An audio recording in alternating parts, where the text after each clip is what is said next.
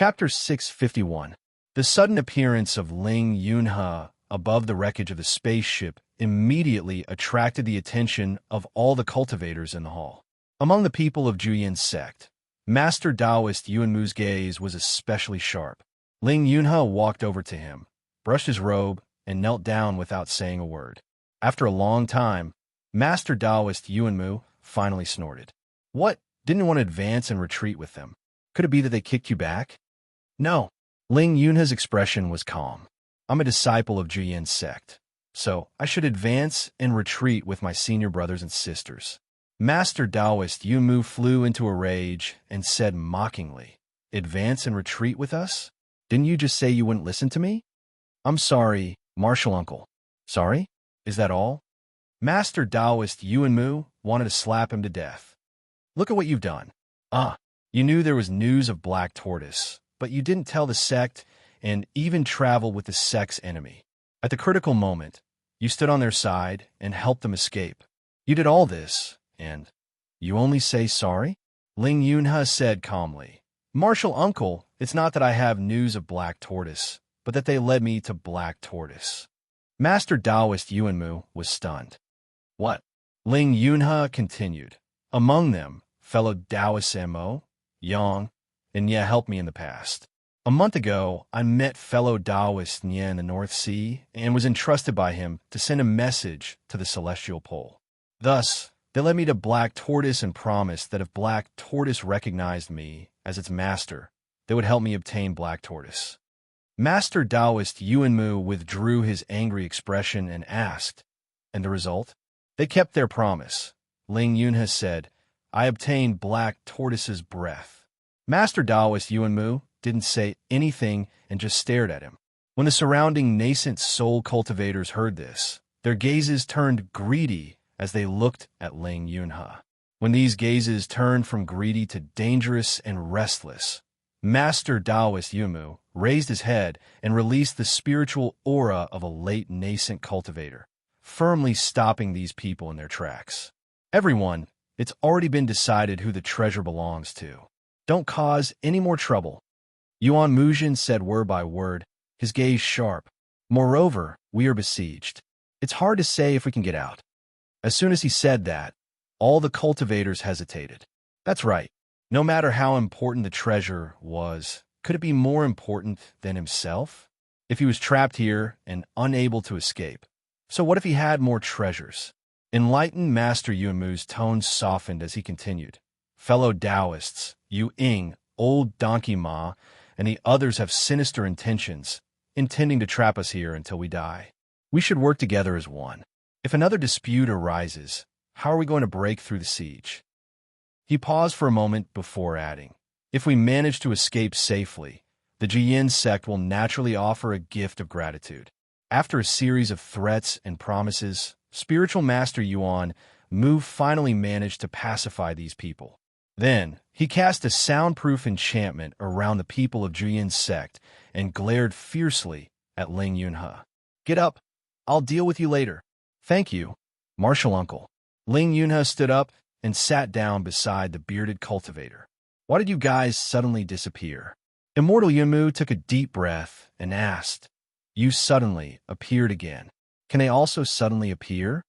Ling Yunhe hesitated for a moment, then said, Martial Uncle Yuan Mu, they helped me obtain Black Tortoise.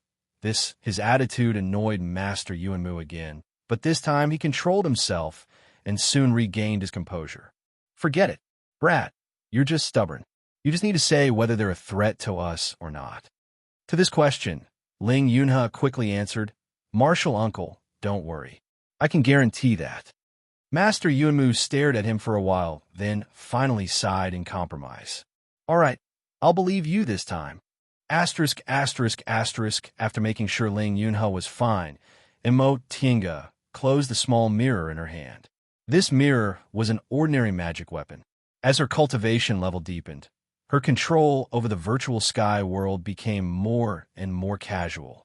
Showing the scene outside, the virtual sky world in the mirror was just a casual action. Fellow Taoist Ling is fine. We don't need to worry about him anymore. Imo Tiange said, Since you've decided to wait, you can do as you please. It'll be fine as long as you don't destroy my place. Seeing that she looked exhausted and wanted to send them off, the three of them stood up. Niao Wushang said, "Rest well." Yang Qingji only cupped his hands. Jing Xingji giggled. "You want to drive us away so soon? You've been holding it in these past few days, haven't you?" How could they not understand what Jing Xingji meant? Qin, she was indifferent. Mo Tiange glared at him. "If you say one more word, I'll kick you out." Jing Xingji sealed his mouth and went out with a sneaky smile. He even considerately helped them close the door. "I'm exhausted." Mo Tiange stood up on unsteady feet. She pushed open the door to the neighboring lounge and fell headfirst onto the bed. She then rolled over and buried herself in it. Qin Shi, who was following behind her, found it funny. He pulled her out and laid her down, then he also lay down. The two of them didn't speak for a long time. They just lay there quietly. Ever since they entered Carefree Valley, they've been fighting nonstop these past few days. After an unknown amount of time, Mo Tiange suddenly said, "How long do we have to wait?" Qin, she didn't open his eyes. "Are you in a hurry?" "No." After denying it, Mo Tiange turned around and touched his face. "We won't stay here for another few decades, right? You'll be old if that happens." Qin Shi opened his eyes and leaned against her. "Am I old?" Mo Tiange retreated in defeat. By the time they regained their composure, Jing Xingji, Niao Wushang, and Yang Chengji had already started construction outside. They cut down most of her bamboo forest and built a row of bamboo houses. When Mo Tiange saw this, she felt so distressed that her heart was bleeding. She cut down half of this bamboo forest to build the bamboo houses. Later, Fei Fei used his white tiger strike to test it and cut down another half. Now, they cut down more than half of it, leaving only the outer half. This wasn't ordinary bamboo. Its texture was so hard that it could be used to refine magic weapons. "You guys really aren't polite." She gnashed her teeth. "Building so many houses. Do you want to take root here?" Jing Xingji said shamelessly. "You said it's up to you." Niao Wushang smiled. "I don't care, but this guy insisted on building an immortal's cave for each of us. Cultivation rooms, lounge rooms, collection rooms, concocting rooms. We want all of them." Blue veins twitched on Mo Tiange's forehead. "They even built suites." Qin Shi raised his eyebrows and cast a sidelong glance at Jing Xingji. "You want to live here for a long time? Don't be so stingy." Jing Xingji put his hand on Qin Shi's shoulder. "It's fine if my fiancée lives here in the future." Niao Wushang nodded seriously. "You're right. It'll be convenient for you to marry into our family in the future." Jing Xingji turned his head and bared his teeth at her. "Thank you so much for being so considerate for me." "Of course," Niao Wushang said bluntly. "When I think about how you'll call me Martial Uncle in the future, I think I should show more love to you."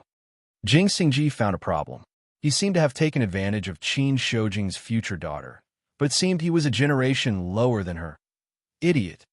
Glancing at him coldly, Yang Chengji went back to his room to cultivate. Inside the Black Tortoise Temple, under the leadership of Master Taoist Yuanmu, all the cultivators reached a preliminary cooperation agreement that day. All the cultivators trapped in the temple temporarily put aside their grudges and worked together until they were free. After resting for a few days, they divided into small teams according to how close they were to each other and went to test the ghost cultivator's strength. Among them, 20 stayed behind to guard the ghost cultivators, while the others attacked and stayed behind to support the ghost cultivators. The members of each team cooperated closely with each other. They didn't seek to attack by force, but to hold their ground. After this arrangement, all the cultivators put aside their prejudices and went out of the temple to test the ghost cultivator's strength. The result was very bad. These ghost cultivators didn't have consciousness and weren't very strong individually, but they seemed to have fighting instincts.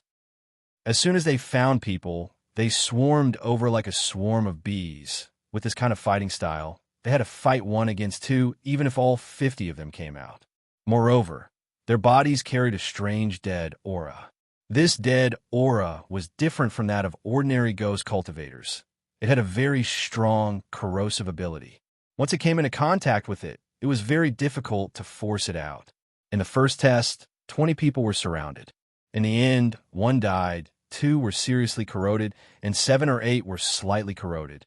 For nascent soul cultivators, this was already a terrible casualty. This made everyone's expression grave and the atmosphere heavy.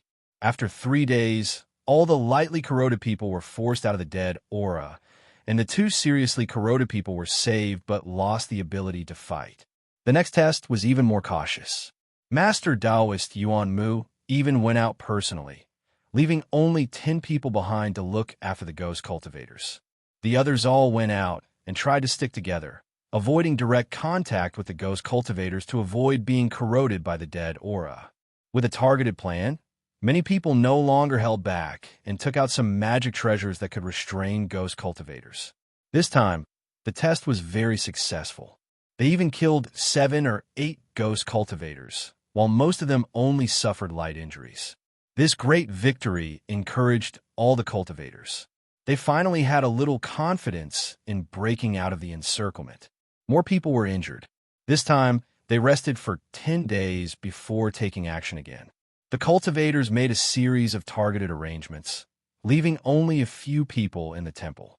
But they still returned with a great victory, killing 5 ghost cultivators.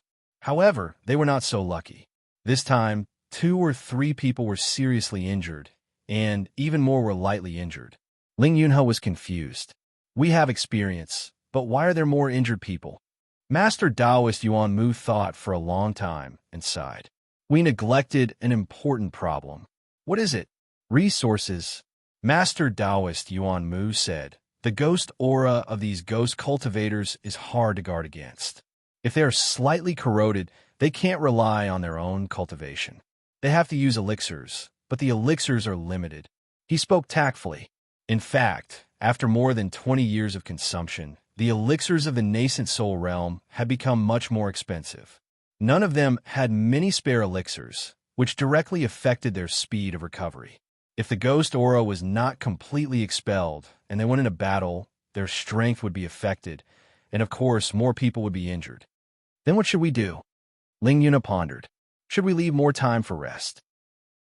Master Taoist Yuan Mu and the other elected temporary leaders considered for a day and finally decided to adopt Ling Yunhe's suggestion, to take a longer rest and try to completely expel the ghost aura. After recovering their strength, they would go out of the temple to fight again. If they deliberately slowed down, it would take them more than half a year to kill most of the ghost cultivators. Chapter 652. On the mirror, the main hall of the sacrificial temple was empty. They waited in the virtual sky world for a year. The trapped cultivators in the clouds finally killed all the ghost cultivators and left. They waited for more than half a month, but they didn't come back. Shouldn't we also leave? Mo Tinga asked the others for their opinion. Everyone looked at each other. In the end, Nie Wushang said, I think we can go. Jing Xingji stretched his waist. Let's go. It's not convenient to practice swordsmanship here. In fact, as soon as he started practicing, Mo Tinga rushed out and ordered him not to destroy the bamboo forest. But how big was this place? As a nascent soul sword cultivator, how could he control his swordsmanship within a few miles? That being the case, he didn't envy this so-called space crack at all. He wasn't a Dharma cultivator who could make a realm breakthrough by meditating. Yang Chengji also nodded. 4 devil cultivators, the rich spiritual aura here was nothing to be envious of. He couldn't wait to leave. Finally, Qin, she said, they've been gone for so long. They probably won't come back. Mo Tinga made a decision. Okay, let's clean up and go out. As soon as she finished speaking, she suddenly felt all the spiritual aura in her body flow and rush outside. Everyone was stunned. Jing Xingji, who was twisting his waist halfway, stopped. What's going on? Mo Tinga stood up and pushed the door open. She saw flashing spiritual light outside and countless spiritual aura visible to the naked eye rushing to one place. Xiao Fan. She was surprised. Fei Fei squatted on Stone's shoulder. Stone sat in front of Xiao Fan's nest by the stream and stared at it. When it saw them coming out, Fei Fei scratched its golden fur and said faintly, "It actually beat me to it." It was very resentful. It was the first spiritual beast to absorb the divine beast's breath, and it had already taken human form. How could it let Xiaofan beat it to it? It only had black tortoise's breath for a year. Mo Tinga said, "Who told you to be so lazy? Even Xiaohua is more diligent than you." "I'm not lazy anymore." After he was ordered to enter closed-door meditation, he was already very diligent, but things like realm breakthroughs were hard to say. "Qin," she said, "Xiaofan is nearly 1,000 years old. It's always been diligent in its cultivation and has accumulated a lot of experience. Now that it obtained Black Tortoise's breath, it broke through its shackles in one fell swoop. It's not strange at all. Among the few spirit beasts, Lil Fan was the one who had accumulated the most. Moreover, it was well-behaved and never slacked off in its cultivation. Its advancement was a matter of course. After watching for a while, Mo Tinga raised her voice and said, "Xiaofeng." In midair, Xiaofeng transformed into her human form. Her red clothes fluttered as she landed. "Master, madam, I'll leave his place to you." Mo Tinga pointed at Xiaofan. Xiaofeng nodded. "I understand. Let's go," Mo Tinga said. Xiaofan's realm breakthrough isn't something that can be done in just 1 or 2 days. Jing Xingji sighed. "Another one." Mo Tinga ignored him and summoned the bead between her eyebrows. She then cast an incantation to send them out of the virtual sky world. The Black Tortoise sacrificial temple was quiet and devoid of any human activity. The 5 of them cautiously made sure that no one was around before coming out of the shrine. When they came out of the sacrificial temple, there was only a little dead aura around them. It was obvious that the ghost cultivators had all been killed. Going back along the original path, they found that the road was incredibly clean. The black water in the Karst cave had decreased a lot, and the power of the condensed people was greatly reduced. Mo Tinga guessed that the black water also existed by relying on the dead aura produced by the ghost cultivators. Now that the ghost cultivators had been slaughtered and the source of the dead aura was gone, presumably the black water would also disappear slowly. After walking through the Karst cave, they found that the cracked canyon was empty and only left with the dead aura. Looking down from above, they could vaguely see that the canyon was full of broken walls, tiles, and piles of bones. Presumably, this used to be a human settlement, but it suddenly encountered a shocking change, and everyone suffered disaster. That was why it became a world of ghost cultivators. After passing the canyon and crossing the underground river, they drilled out of the cave and found that the atmosphere in Carefree Valley had changed greatly. The remaining spiritual aura fluctuated violently. "What's going on?" Jing Xingji frowned. "Fighting alone shouldn't have such a big impact, right?" Mo Tinga spread her divine sense and said a moment later, "Sure enough, Devil Monarch Moonshadow and the others have long prepared a trap, waiting for them to step into it." "What trap?"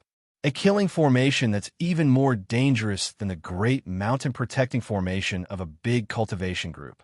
It's probably the work of 5 Elements Valley," Mo Tinga said. "Let's go quickly. With such a great formation, Carefree Valley is full of danger. If we get dragged into it again, it'll be troublesome." Everyone understood that the 2 forces in Yunzhong were fighting, so they'd better leave as soon as possible.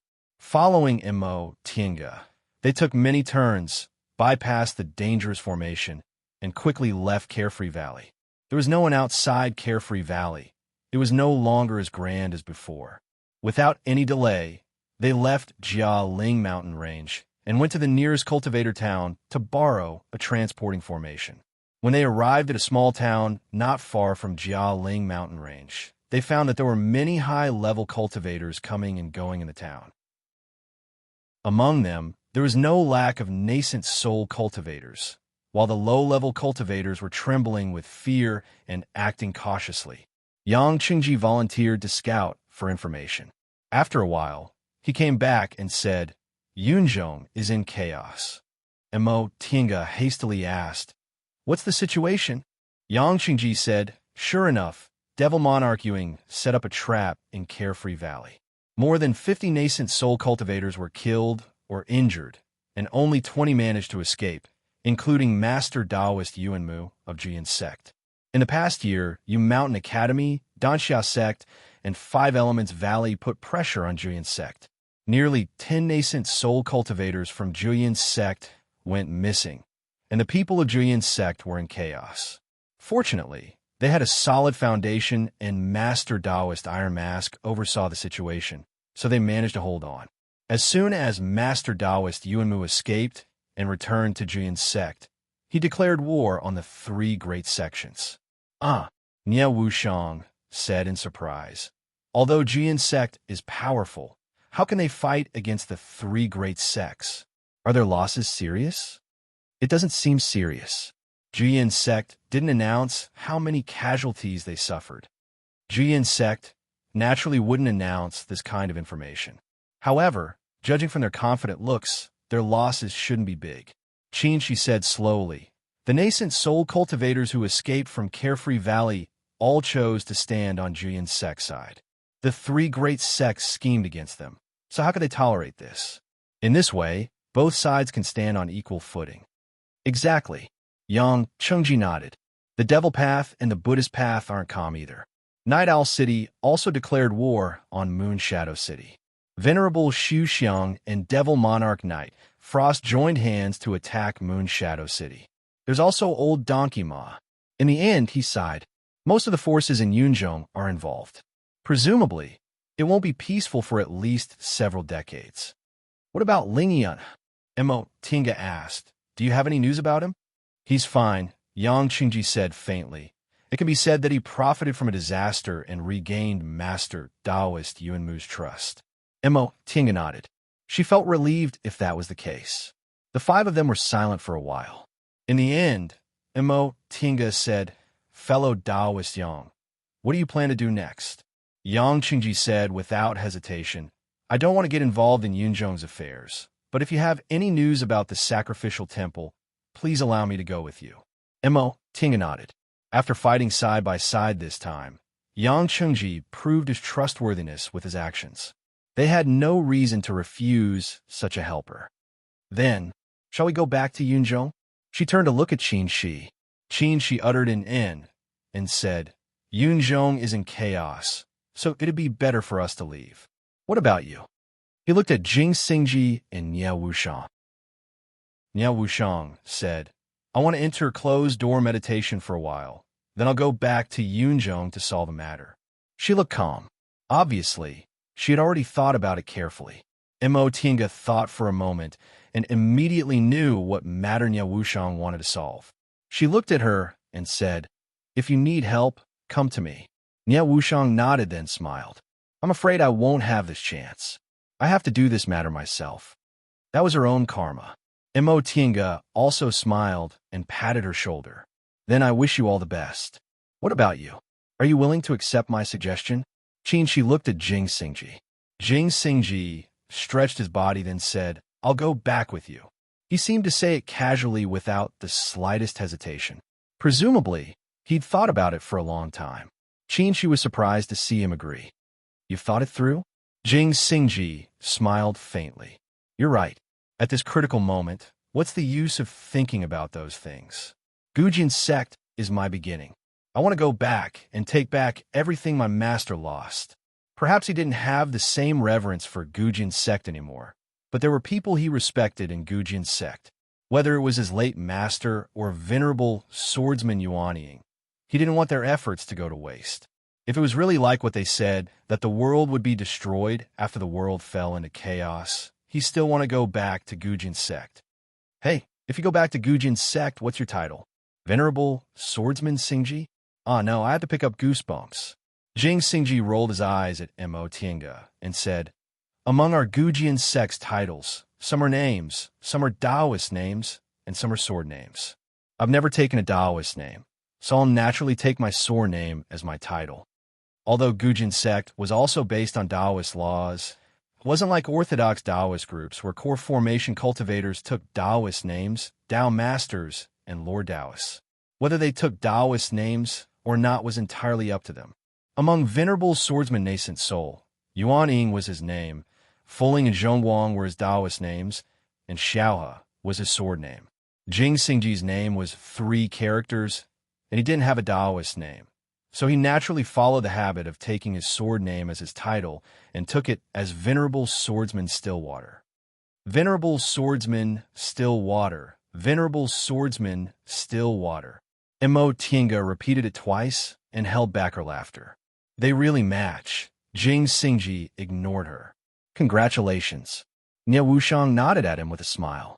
Jing Xingji, who was used to Nie Wuxiang's sarcastic remarks from time to time, felt awkward and asked cautiously, "Are you normal?" Nie Wuxiang stopped smiling and said seriously, "Do you want to change your sword name? If there's nothing else, let's go." "Qin," she said, "our group is too eye-catching, so we better not stay here for too long." Mo Tinga nodded and said, "Let's leave a message for Ling Yunhe. After all, he's now our companion." No one objected. Mo Tinga thought for a moment, then said to Nie Wuxiang and Yang Qingji, "You two have the primordial devil great technique, so you'd better leave Yunzhong to avoid running into Moon's shadow devil monarch." Yang Qingji said, "I still have some things to deal with. After I'm done, I'll leave Yunzhong and maybe go to the celestial pole." Nie Wuxiang said, "I've already decided to go to Shaoyang to hide." Mo Tinga was stunned. "Shaoyang?" And Nie Wuxiang nodded. "Shaoyang is a barren place with complicated people. It's a good place to hide. Whether it's Yunzhong or the celestial pole, they're not suitable for me right now." Mo Tinga thought of Master Songfeng and sighed. The five of them finally agreed that Yang Chengji would send a message to Ling Yunhe. Then they would exchange 10,000-mile sound-transmitting talismans with each other to decide on a place to contact each other. Chapter 653. After returning to Xianxing School, they went to visit Lord Taoist Jinghe. Lord Taoist Jinghe was very satisfied with their return after more than a year. "How was it? How was your harvest?" This question stunned them for a moment. After thinking about it carefully, it seemed that apart from Xiaofan obtaining Black Tortoise's breath, they didn't gain anything else. Did they work for nothing? After they told their experiences, Lord Taoist Jinghe waved his hand. "It's good that you got Black Tortoise's breath. Wait until you go to the last sacrificial temple and see what's going on." Mo Tinga pondered for a while and asked doubtfully, "Master, the friend Senior Hoopa mentioned seemed to have a hard time going to the sacrificial temple. Why did it seem easy for us? If no one fought for it, it would have been a smooth journey without any twists and turns. But we didn't discover the so-called secret at all. Did we do something wrong?" Lord Taoist Jinghe said, "I've thought about this a long time ago. It's indeed not right. However, this is only what Senior Hoopa told us. We don't know the truth. We don't know enough, so we can't make inferences." Mo Tinga sighed. She also knew it was difficult to infer the truth with such little information. "Okay, you two can go and rest. We have no clues about the Qilin sacrificial temple. I'm afraid we'll have to slowly inquire about it. Just concentrate on cultivating." "Yes, Master." The two of them answered and asked about the sex situation before leaving Shangqing Palace and returning to the cave in the extreme abyss pool. Asterisk, asterisk, asterisk, Grandmaster. Upon seeing the two of them, Xiaoguzi and Xiaozhe, who were sitting back to back and laughing while reading a book by the pool, were so shocked that they hastily stood up. "Greetings, Grandmasters. Welcome back, Grandmasters." Mo Tinga was amused. "Why are you so scared?" Xiaoguzi looked up and saw that they weren't angry. He smiled and said, "Disciple lost his composure. Grandmasters, please don't blame me. Just don't go out and embarrass yourselves." Qin, she had already gone inside. Mo Tinga said, "Call them here." "Yes, Grandmaster Qingwei." Soon, all the disciples came to greet her. Yi1 and Shi Su were still absent. She trained them to serve his sect, so she didn't care. Yi Zhenji and Shui Linbua were both absent. Yi Zhenji had made up his mind to train himself well, so he had been killing enemies on Demonic Mountain in recent years, while Shui Linbua went out to look for opportunities to form her gold core. Sang Yushu, Xie Jingyi, and Qi Yunshu remained in the cave. Hearing the news, the three of them hurried over to pay their respects. The two of them carefully asked the disciples about their homework and were quite satisfied. As expected, it was right for them to not only look at aptitude. Other than aptitude, temperament was even more important. Look at these three people. Where else could they find such worry-free disciples? You're very good, Imo, Tinga said gently. However, when it comes to cultivation, you have to have a limit. You can't force yourself. Your foundation isn't very solid, so you mustn't be too hasty. You should know that the age at which you form your gold core or your nascent soul is just an empty title. The most important thing is to walk step by step steadily. Thinking about it, she felt that as the youngest nascent soul cultivator in the celestial pole, it seemed a bit like showing off her age was not important, and it was hard to convince others, so she continued to say, on this point I have the most experience. If you can make a realm breakthrough later, when the conditions are right, you'll succeed naturally. Compared to advancing earlier, you'll have fewer hidden dangers and can go further. Her two disciples and Sang Yushu nodded in agreement. They had all heard that when Lord Taoist Qingwei built his foundation, he deliberately slowed down his cultivation speed. At that time, they just felt envious, but now they had a different understanding. After teaching her for a while, she sent her three disciples away. The two of them sat opposite each other and didn't speak for a long time. After a long time, Qinshi asked, "What are you thinking about?" After a while, Imo Tinga answered, "I'm thinking about Yunzhong." "What's wrong?" Imo Tinga took some time to think, then said, "Say, for this kind of thing to suddenly happen in Yunzhong, is it because of fate?" She was stunned. She continued to say, "Think about it. What Demon Lord Yuing did was too bold. Did he just want to trigger a melee in Yunzhong? If it were me, since I decided to trap and kill these people, I would make sure no one was left alive." She paused and asked, "How do you know Demon Lord Yuing didn't think that way?" "But only half of the trapped cultivators were killed or injured." She shook his head. "We only see the result, but we can't see the process. Maybe Demon Lord Yuing originally had a foolproof plan, but it failed." Imo Tinga tilted her head and thought about it. She nodded slowly. "It seems, what you said makes sense." She said, "Of course, it's also possible that there was a problem with their plan, or the strength of the trapped people was beyond their expectations. We're just outsiders and can only see one side of it." Imo Tinga was lost in thought for a while and said, "The world changed and the continents changed positions. We and the demonic cultivators met, which led to a war. Yuan province lost its good position and was connected to the demonic cultivators' continent, so it faced a life-and-death situation. Now, Yunzhong is in chaos because of the decline of One Leaf Island and North Pole Island. The world changed because of us. In other words, is it all because of us?" "I don't think so," she said faintly. "We still don't know why the world changed. Even if it's because of us, so what?" Mortals say that everything is predetermined, let alone something that concerns billions of people in the world. We're just an inducement. Besides, Senior Hoop has said that the world is in chaos and evil thoughts are everywhere. In my opinion, people's hearts are the root of the chaos. Look at Demon Lord Yuing. If he wasn't greedy, why would he do this? Old Donkey Ma, teacher you, and the others are even more so. Imo Tinga thought for a while and sighed. "Forget it. It happened anyway. It's meaningless to look into the cause. Yes, if we want to know the root of all this, we have to solve this mystery. Maybe we'll get the answer when we go to Qilin." Imo Tinga hesitated. "Senior Marshal Brother, do you really think we'll get the answer if we go to Qilin? We've been to 4 sacrificial temples, but we didn't get anything." She smiled. "Even so, we have to go to Qilin. We know too little and can do too little. There's nothing else we can do except this."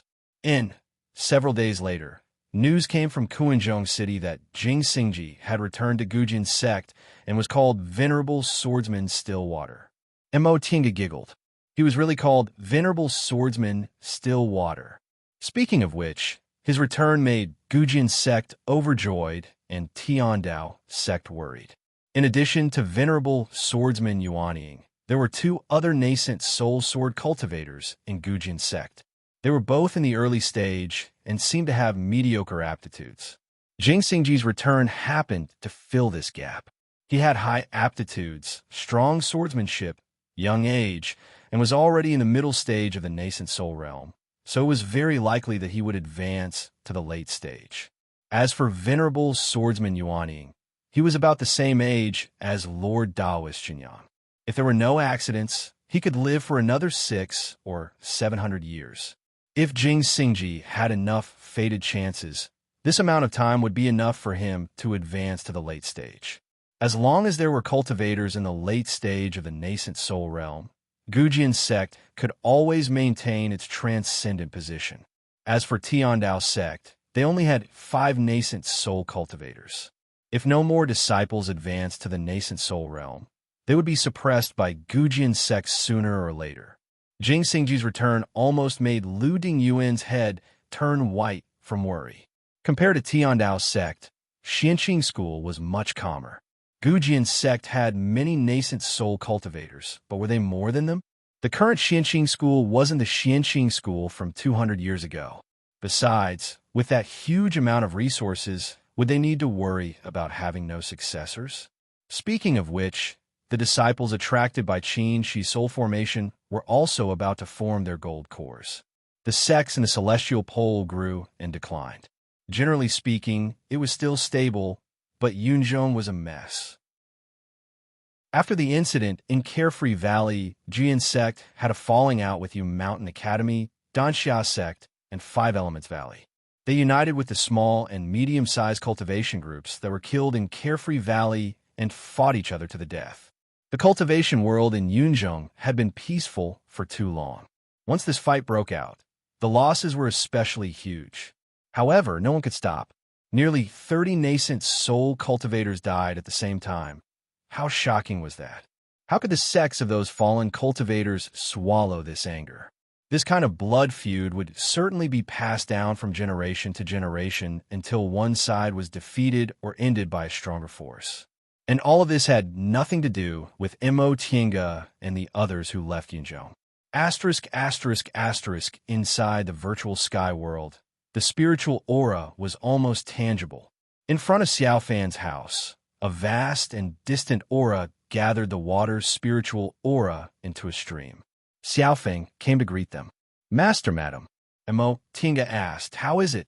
Xiaofang reported, "It's almost done. It'll probably happen in 1 or 2 days." Mo Tiange nodded, then asked, "What about Fei Fei and Xiaowa? If nothing unexpected happens, Xiaowa will make a realm breakthrough in 3 to 5 years. As for Fei Fei," Xiaofang shrugged. "His situation is unusual. Probably only he knows about it." "Then what about Shurtu?" Mo Tiange turned her head to look, but she couldn't find Shidu's huge body. "Madam, what do you want to ask?" "If it's cultivation level," Xiaofang said with some embarrassment. "Please forgive Xiaofang's ignorance, but I really don't know how to classify it, so..." On the surface, Shurtu looked like a demonic beast, but its flesh and blood had long changed and now looked like Shidu's. Moreover, its aura was mixed, so it really couldn't be classified. "Forget it." Mo Tiange decided to give up. "Shurtu isn't our spiritual beast. He's just Fei Fei's friend. Don't worry about him. Just let him live there."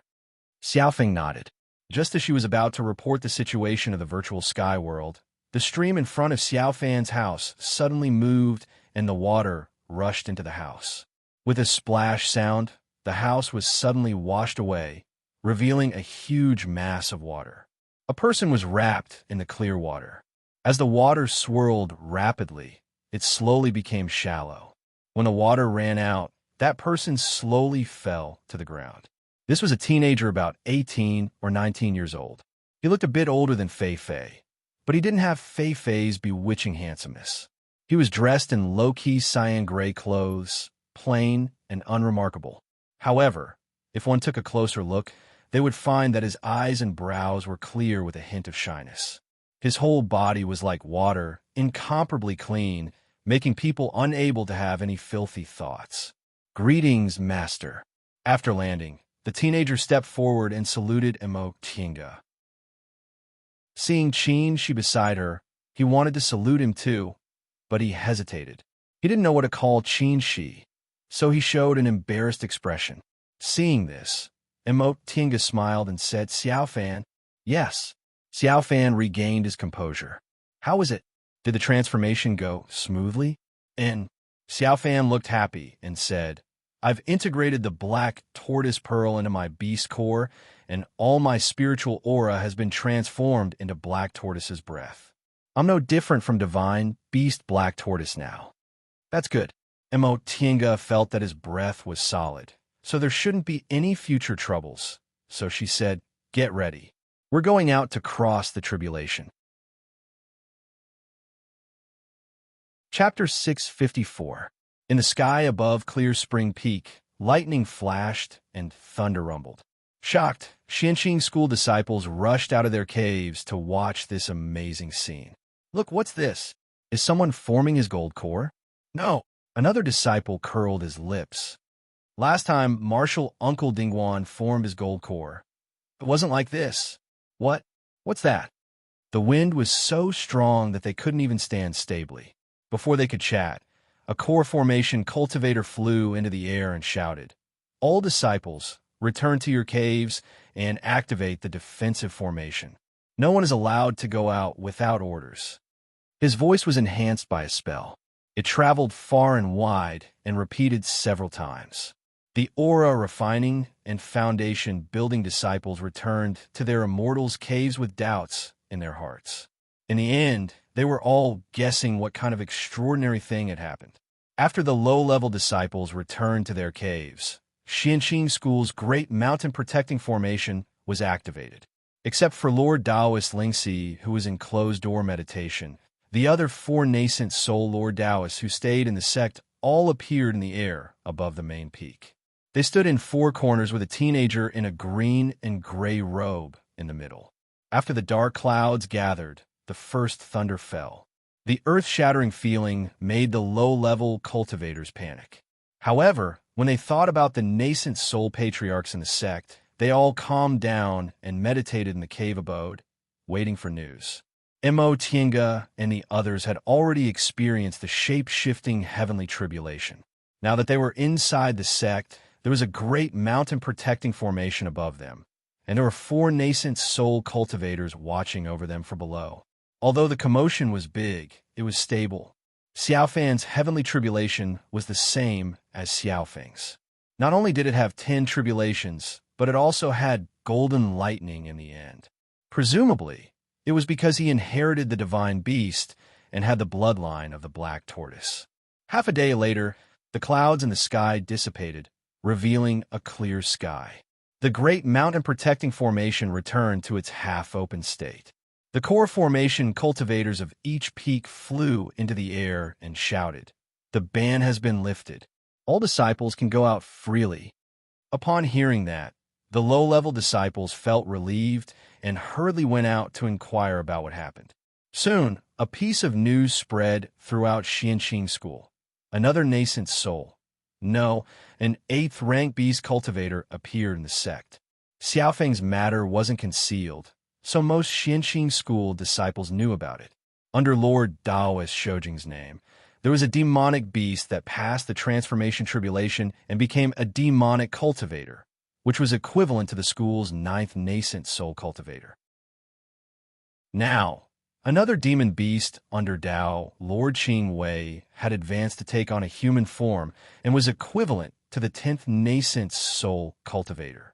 Many of the disciples were overjoyed by this news. In addition, the sect had been extremely generous in the past 10 years, and the number of foundation establishment and core formation cultivators had been increasing day by day. They couldn't help but have incomparable confidence in the sect. Xianqing School was indeed the #1 cultivation group in the Celestial Pole. Even Tiandao sect at its peak couldn't compare to them. After receiving her school uniform and identity tablet, Yifan returned to the extreme abyssal pool alone. Mo Tiange and Qin she didn't leave. Together with the 2 Lord Taoists, Jinghe and Huayan, they sat in the hall of 3 pure ones. Demon cultivator, a demon cultivator. Lord Taoist Jinghe drank a cup of tea, then cast a sidelong glance at the 2 of them. You 2 little brats, you're really quiet. Apart from the spirit beast sect, he had never heard of any sect having a spirit beast that could transform into human form. It's fine if there's only one of you, but there's a second one. Hurry up and tell me. Are there more? Tinga smiled. Yes, I still have 2 more spirit beasts that are about to transform into human form. Ah, Lord Taoist Jinghe was stunned. You really have more? Yes. Tinga tried to be low-key, lest this childish master would make a fuss. Lord Taoist Jinghe didn't make a fuss, but he glared at her and muttered indignantly, "Humph, all the good things are yours. Humph." During the heavenly tribulation just now, she actually used her natal magic weapon to collect the lightning of the heavenly tribulation. That was heavenly tribulation lightning, and it was the golden lightning among the heavenly tribulation lightning. He almost hated himself for not having a thunder spiritual root. Master, Qin, she called out and glanced at him faintly. He could see the meaning behind She's words. Don't be childish. Lord Taoist Jinghe felt even more indignant. Accepting these 2 disciples was simply to piss him off. Shoujing, Qingwei, Lord Taoist Huayan spoke in time and looked at the 2 of them with a smile. I haven't congratulated you yet. You've gained another big helper. Senior Martial Brother, you're too polite. Qin, she said with a smile. These spirit beasts are still far from being able to stand on their own. In any case, it's a good thing for them to advance and take human form. Lord Taoist Huayan paused for a moment and brought up business. Yesterday, I sent a message to Kuanzhong City. Senior Martial Brother Xinyang was very happy and told us to do everything as usual and ignore other things. They'll handle it. Do everything as usual? Tinga looked up. Yes. Lord Taoist Huayan stared at them gently. Senior Martial Brother Xinyang has considered the matter in Yunzhong and specially told us that it doesn't matter if we don't get anything. Man proposes, God disposes. Senior Martial Brother Xinyang also thinks that everything can only be concluded after we find the Qilin. The sect has been looking for clues about the Qilin. You 2 just need to cultivate. Only when you have enough strength can you be prepared. Yes, Tinga and Qin, she answered at the same time. By the way, you won't be in closed-door meditation soon, will you? Tinga and Qin, she looked at each other and shook their heads. No, then you should spend more time teaching your disciples. In any case, with a nascent soul Lord Taoists of the sect, teaching them casually might be the best way to heaven for those disciples. Yes, I'll follow Senior Martial Brother's instructions. Tinga secretly glanced at Lord Taoist Jinghe, who was still angry and ignoring them, and thought to herself, Senior Martial Brother Huayan is acting like a teacher. Master, you can forget about it. Asterisk, asterisk, asterisk, since it was the decision of her Senior Martial Brothers, Tinga and Qin, she also cultivated and taught disciples in the sect with peace of mind. More than 10 years ago, when Lord Taoist Jinghe took charge of the sect and began to train disciples, he said that just like aura refining and foundation building disciples, core formation cultivators would also hold a monthly spell assembly. Core formation cultivators were different from low-level disciples. After they entered the core formation realm, they had their own understanding of cultivation and had chosen the path they wanted to take, so they didn't need to be guided step by step like before. Therefore, this spell assembly was mostly about core formation cultivators raising questions and nascent Soul Lord Taoists explaining. There were only a few nascent Soul Lord Taoists staying in the sect. Needless to say, Lord Taoist Lingxi was always in closed-door meditation, and only Lord Taoist Jinghe and Lord Taoist Huayan were alive. Therefore, the spell assembly didn't have a fixed location. Lord Taoist Jinghe would give a talk in Shanqing Palace, and Lord Taoist Huayan would occasionally give a talk in Soul's Retreat Peak. After Tinga and Qin she returned, they also joined the ranks of the main speakers. From time to time, the rocks on the surface of the extreme abyss were filled with core formation cultivators. In the past 10 years, the number of core formation cultivators increased day by day. Although many of them were outside, and many of them were in closed-door meditation, there were still nearly 20 people who often came to listen to the talks. In front of these core formation cultivators, most of whom were older than her, Tinga was a bit restrained at first, but later, after talking a lot, she relaxed. Regardless of her age, her cultivation level was solid, so in front of these people, she was a senior. As for these core formation cultivators, because she went to Yunzhong after advancing to the core formation realm and only returned after advancing to the nascent soul realm, they weren't familiar with her. In the past few decades, Xianqing School had already shaped her into the most talented cultivator in the history of the Celestial Pole. Every disciple in the school admired her, and they were no exception. Cultivating, teaching, preaching, time passed like flowing water. 5 years later, Xiaohua advanced and took a human form as expected. Xiaohua was only about 200 years old. After taking a human form, it looked like a 14 or 15-year-old girl, lively and quick-witted, completely different from Xiaofeng's amorous style.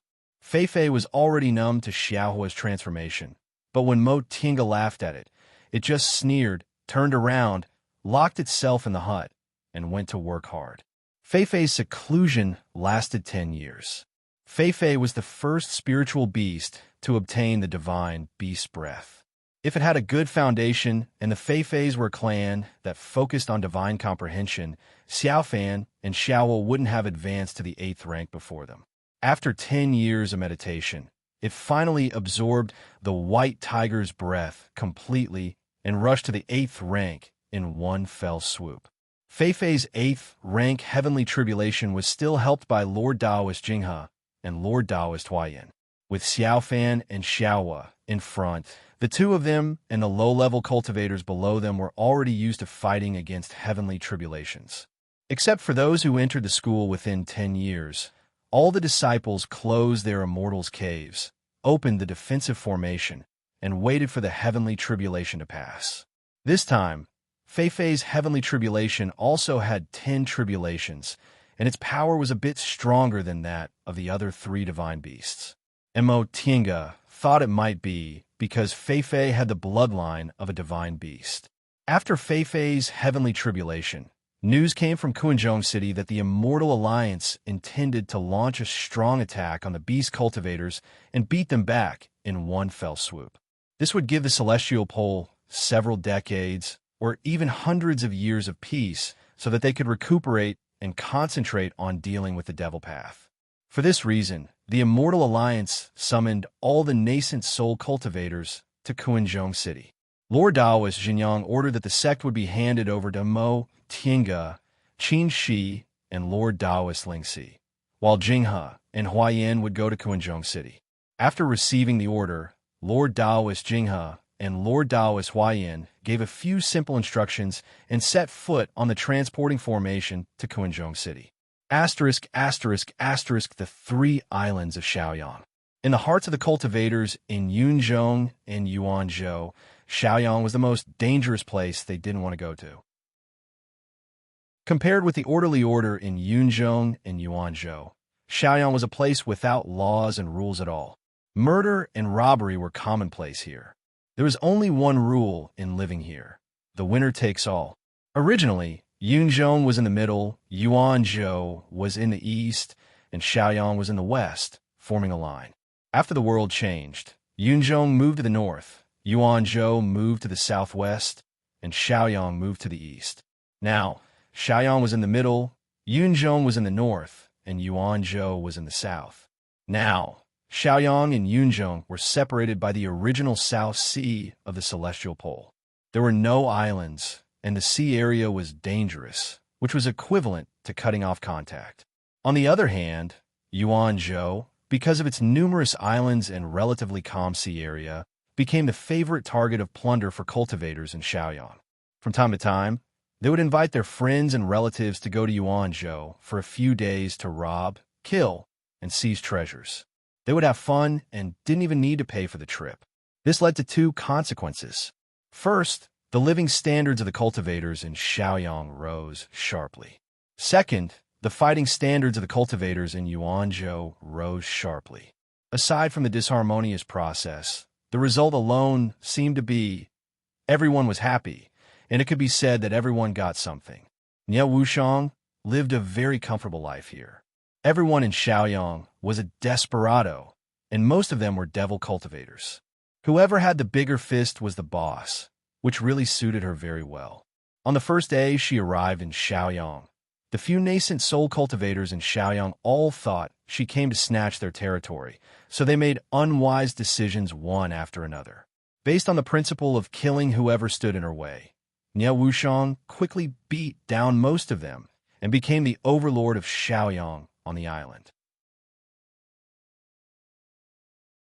Chapter 655. Niao Wuxiang opened her eyes and clenched her fists, feeling very satisfied. After settling for so many years, she finally broke through and entered the middle stage. In fact, she formed her devil nascent earlier than Mo Tinga. Back then, Mei Feng created primordial devil and swallowed a lot of core formation cultivators. She originally planned to use it on herself to directly advance from the early stage to the late stage of the nascent soul realm, but in the end, she took advantage of it. With that primordial devil aura, she became a devil cultivator and only needed to use that primordial devil aura to form her nascent soul.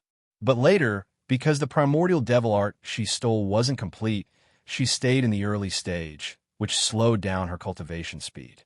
After obtaining the primordial devil steel, her cultivation progressed by leaps and bounds. Devil cultivators rarely encounter bottlenecks, so she finally rushed into the middle stage in one go. Fortunately, she wasn't too slow. Qin Shi and Jing Xingji were cultivators of the same generation, but their ages were 100 years apart. And Mo Tinga was a bit younger than her, so it was embarrassing for her to be behind her. Niao Wuxiang stretched her muscles and felt comfortable all over, so she stood up and walked out of the cave. Shaoyang was indeed the most dangerous place in the eyes of Yunzhong cultivators. Here, the barren hills and unruly rivers, the spirit veins, and the devil's domain were extremely small. When Niao Wuxiang came here for the first time, she simply wanted to shed tears of sympathy for the cultivators of Shaoyang. In Yunzhong, core formation cultivators didn't even want the one she occupied now, but in Shaoyang, it became an immortal's cave that nascent soul cultivators fought over. There weren't many nascent soul cultivators in Shaoyang. Who was willing to suffer in Shaoyang after cultivating to the nascent soul realm? Those who stayed in Shaoyang had no other choice. Some had too many enemies, some offended people they shouldn't offend, and some got into trouble because of their wealth. In addition, there were only so many resources in Shaoyang. After fighting and killing, there were only 5 nascent soul cultivators left.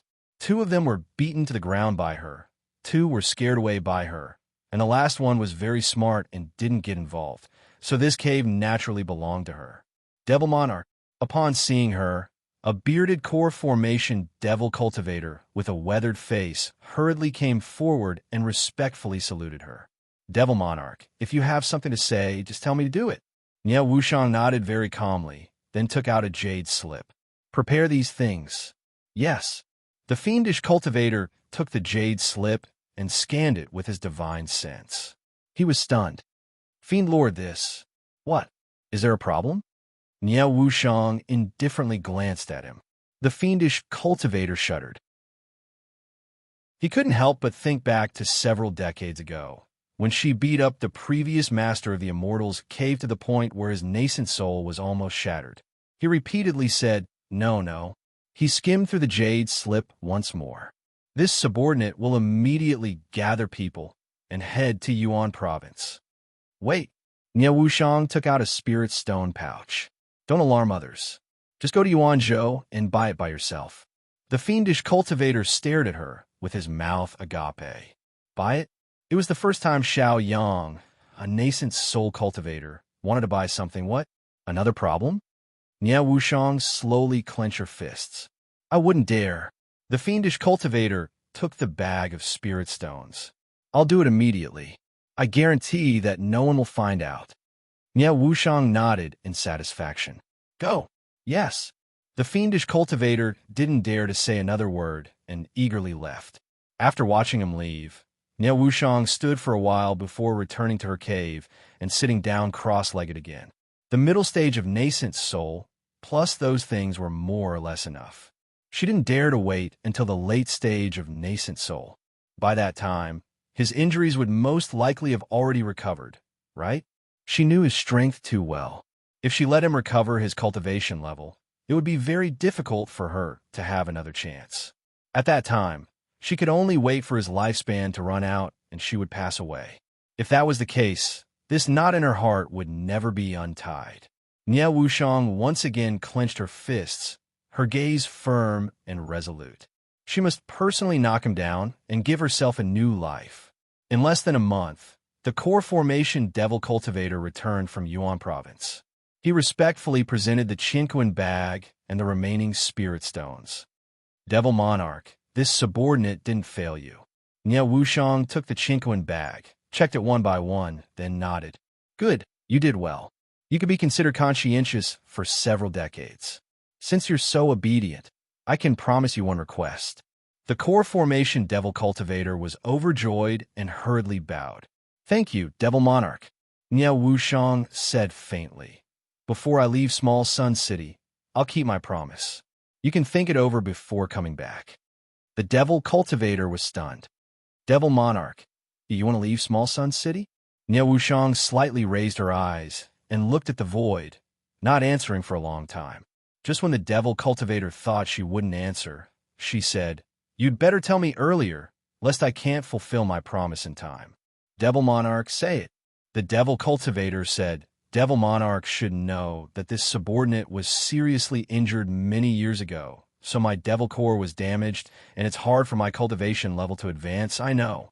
Without waiting for him to finish, Niao Wushang said, I can help you repair your devil core, but that's all. The devil cultivator was overjoyed. Thank you, Devil Monarch. Thank you. Niao Wushang looked at him, thanking her profusely, and sighed inwardly. This subordinate voluntarily came to her after she occupied the island. She took a fancy to him because his devil core was damaged and he was simple-minded. The reason why his devil core was damaged and he was stranded in Small Sun City was because of his sad past. This made Niao Wushang inevitably think that if she hadn't acted quickly, the best result would be the same as him. Right? Master, master. Her eyes were cold and her fists were clenched. After a long time, she slowly exhaled. She would definitely get revenge for more than 100 years of humiliation. Asterisk, asterisk, asterisk, although the war between beast cultivators was in full swing, Xianxing School's major competition, which was held once every 50 years, was still held. According to Xianxing School's rules, the aura refining and foundation building realms would have a minor competition every 10 years, while the foundation building and core formation realms would have a major competition every 50 years. In the past few decades, Xianxing School had many talented foundation building and core formation cultivators. Almost half of the disciples were fighting outside, but there were still more than 300 foundation building disciples and more than 30 core formation cultivators in the school. The rewards for the major competition were very generous. From cultivation techniques, magic weapons, to spiritual pills and materials, there was everything. Furthermore, core formation cultivators aside, there was a high chance that foundation establishment cultivators would be taken in as disciples by core formation perfected beings or even nascent souls if they performed outstandingly in the competition. For most people, that was an irresistible temptation. At this moment, on the main peak of Mount Taikong, a huge fighting arena was built out of thin air with a profound formation technique. From the outside, the fighting arena looked like a transparent lotus platform floating in the air, but for the people inside, it was a vast and boundless world. On the fighting arena, life and death didn't matter. This didn't mean that dying on the fighting arena would be in vain. Rather, it meant that even if you died, you wouldn't die. This fighting arena wasn't an ordinary fighting arena. Those inside would be protected by a formation, and their real primordial spirit and physical body would be preserved. Even if their physical body and primordial spirit were destroyed during the competition, they would be restored to their original state once it was over. Under Elder Weiwu's order, the two foundation building disciples on the fighting arena began to fight. On the cloud platforms surrounding the dueling arena, the core formation perfected masters watched and commented on their disciples. This was a rare opportunity to watch a real fight. Because of the characteristics of the fighting arena, it was different from the usual sparring. It could better display the strength of cultivators and make it easier to see their strengths and weaknesses. Watching this scene, Tinga couldn't help but sigh. The strength of a big cultivation group was really beyond the reach of small cultivation groups. Even a medium-sized cultivation group like Yunwu sect couldn't build this fighting arena even if they used all their resources, let alone those small cultivation groups with only a few core formation cultivators. When she wandered around Kunwu with Second Uncle, she saw many immortals assemblies held by cultivation groups, but they were all just ordinary fighting arenas reinforced with formations. Junior Marshal Sister Qingwei, you've never participated in the major competition between cultivation groups, right? A gentle and refined voice rang in her ears. Tinga turned around and saw Lord Daoist Lingxi on the other side. The old ones were all conscripted to Kuanzhong City, so there were only the three of them in Xianxing School. Lord Daoist Lingxi just came out of closed-door meditation not long ago. Her cultivation level had improved greatly, so she was in a good mood and felt like spring breeze was blowing on her face all day long. Senior Marshal Brother Lingxi, you must be joking. Junior Marshal Sister never had a chance. Lord Daoist Lingxi smiled and said, for disciples of nascent soul Lord Daoist like us, foundation-building cultivators generally don't participate in major and minor competitions. Only core formation cultivators participate. Junior Marshal Sister never had a chance, but you advanced too quickly. Senior Marshal Brother Shoujing and I participated in 2 major competitions when we were in the core formation realm. During the first competition, Senior Marshal Brother Shoujing was in closed-door meditation, so we only had 1 chance to share the stage. Oh, Tinga was quite interested. What was the result? Of course I lost. Lord Daoist Lingxi smiled. Although he said he lost, he didn't care about it at all. Qinshi smiled and said, that's because you just advanced to the core formation realm and your cultivation level has just stabilized. We're about the same age. What do you mean I just advanced to the core formation realm? I lost to you. Lord Daoist Lingxi shook his head and said jokingly, Senior Marshal Brother Shoujing, you're still so modest after winning. What do you think we, the losers, do? Qinshi waved his hand and looked at Tinga. The real winner is over there. We're all losers in front of her. Lord Daoist Lingxi was stunned for a moment before he burst into laughter. Then he said, Senior Marshal Brother Shoujing, I'm confident in other things, but I really can't compare to you in this aspect. Qinshi also laughed without the slightest embarrassment. Speaking of this, in recent decades, outstanding disciples have appeared frequently in the sect. This year's major competition is quite worth watching. Lord Daoist Lingxi's gaze shifted to the fighting stage. His eyes flickered. Oh, this disciple is not bad. Tinga and Qin, she also turned around and were also attracted by the fighting stage. The 2 disciples on the fighting stage were both in the middle stage of the foundation building realm. One of them had a lot of treasures and spells, so he was probably an elite disciple under a core formation cultivator. The other disciple was much worse off. He only had a high-grade magic tool, and the cultivation technique he practiced was also relatively ordinary. Of these 2 disciples, the former was suppressed and beaten, which was really strange. After watching for a while, she suddenly said, this person is really a promising talent. Lord Daoist Lingxi nodded. Yes, whether it's magic tools or cultivation techniques, he's far inferior, but he relies on a solid foundation and flexible adaptability to the situation. What's more rare is that his fighting spirit is high and he's very tenacious. In time, he'll definitely have some achievements. Qin, she looked at him. Junior Marshal Brother Lingxi, you're very interested in this disciple. Lord Daoist Lingxi smiled and summoned a disciple. What's his name?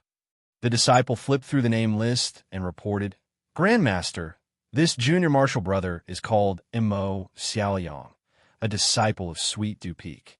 He's 45 years old and built his foundation when he was 25. Oh? Lord Daoist Lingxi narrowed his eyes. It's rare for him to enter the middle stage in less than 20 years. Does he have a master? This question showed that he was interested in him. The disciple was envious and jealous, so he answered, No master. A trace of doubt flashed in Lord Taoist Lingxi's eyes. His aptitude is not bad, his willpower is even better, and his cultivation level is advancing fast. Why doesn't he have a master? This disciple doesn't know. Lord Taoist Lingxi naturally didn't expect this foundation-building disciple to answer. Not far away, Tao-seeking palace's skill-imparting elder heard this and stood up to answer. Martial uncle, this Mo Xiaoyang doesn't have a master because his temper is too violent. Back when he was in the aura refining realm, he accidentally killed a fellow disciple, so why? Lord Taoist Lingxi's expression turned serious. Killing a fellow disciple was the sect's prohibition. No matter how outstanding your aptitude was, if you violated this prohibition, you would be expelled from the sect, not to mention being accepted as a disciple by a nascent soul Tao Lord. It was a disciple who used his family's power to deliberately bully others. Mo Xiaoyang was too impulsive and used too much force. I see. Lord Taoist Lingxi nodded. In that case, he can't be blamed. Yes. Seeing that Lord Taoist Lingxi was quite interested in this disciple, skill-imparting elder echoed. The sect forbids killing fellow disciples. If he was in the wrong, he would have been expelled from the sect long ago. But his temper is really a headache. Back then, several junior martial brothers were also interested in him. But in the end, they thought it was better to temper his temper. Chapter 656. Junior Martial Brother Mo, please come with me. When Mo Xiaoyang stepped down from the stage, a steward flew down from the cloud platform and said in an official tone. All the disciples were filled with envy and jealousy when they saw this scene. All of them understood what this meant. Someone must have taken a fancy to Mo Xiaoyang's performance and intended to take him as a disciple, so they summoned him for questioning. As long as he seized this opportunity and performed well, he would be able to ascend to the heavens in a single bound and become the disciple of a high-level cultivator. Mo Xiaoyang was expressionless. He followed the steward and flew to the cloud platform. Greetings to the three grandmasters and martial uncles. He was a little surprised to be led to the three nascent soul lord Taoists, but he didn't panic.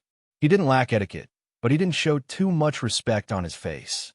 Lord Taoist Lingxi didn't mind at all and still said with a smile, Mo Xiaoyang, I have a question to ask you after watching your fight. Mo Xiaoyang bowed. Yes, please ask, Grandmaster. Lord Taoist Lingxi said, which do you think is more important, temperament or aptitude? Mo Xiaoyang was stunned. He thought for a while and answered, temperament. Oh, Lord Taoist Lingxi was quite surprised. Many people thought that aptitude was more important, but most nascent soul lord Taoists would think about it and say the two were equally important. She didn't expect Mo Xiaoyang to say temperament was more important. Why? Mo Xiaoyang answered, there's no reason. The grandmasters in our sect may not have super strong aptitude, but they certainly have extraordinary temperament. Lord Taoist Lingxi looked at them and said with a smile, among the 8 nascent soul cultivators in our sect, 5 have single spiritual roots. As for the remaining 3, one of them has a spiritual root of the origin, which is better than a single spiritual root. How do you explain this?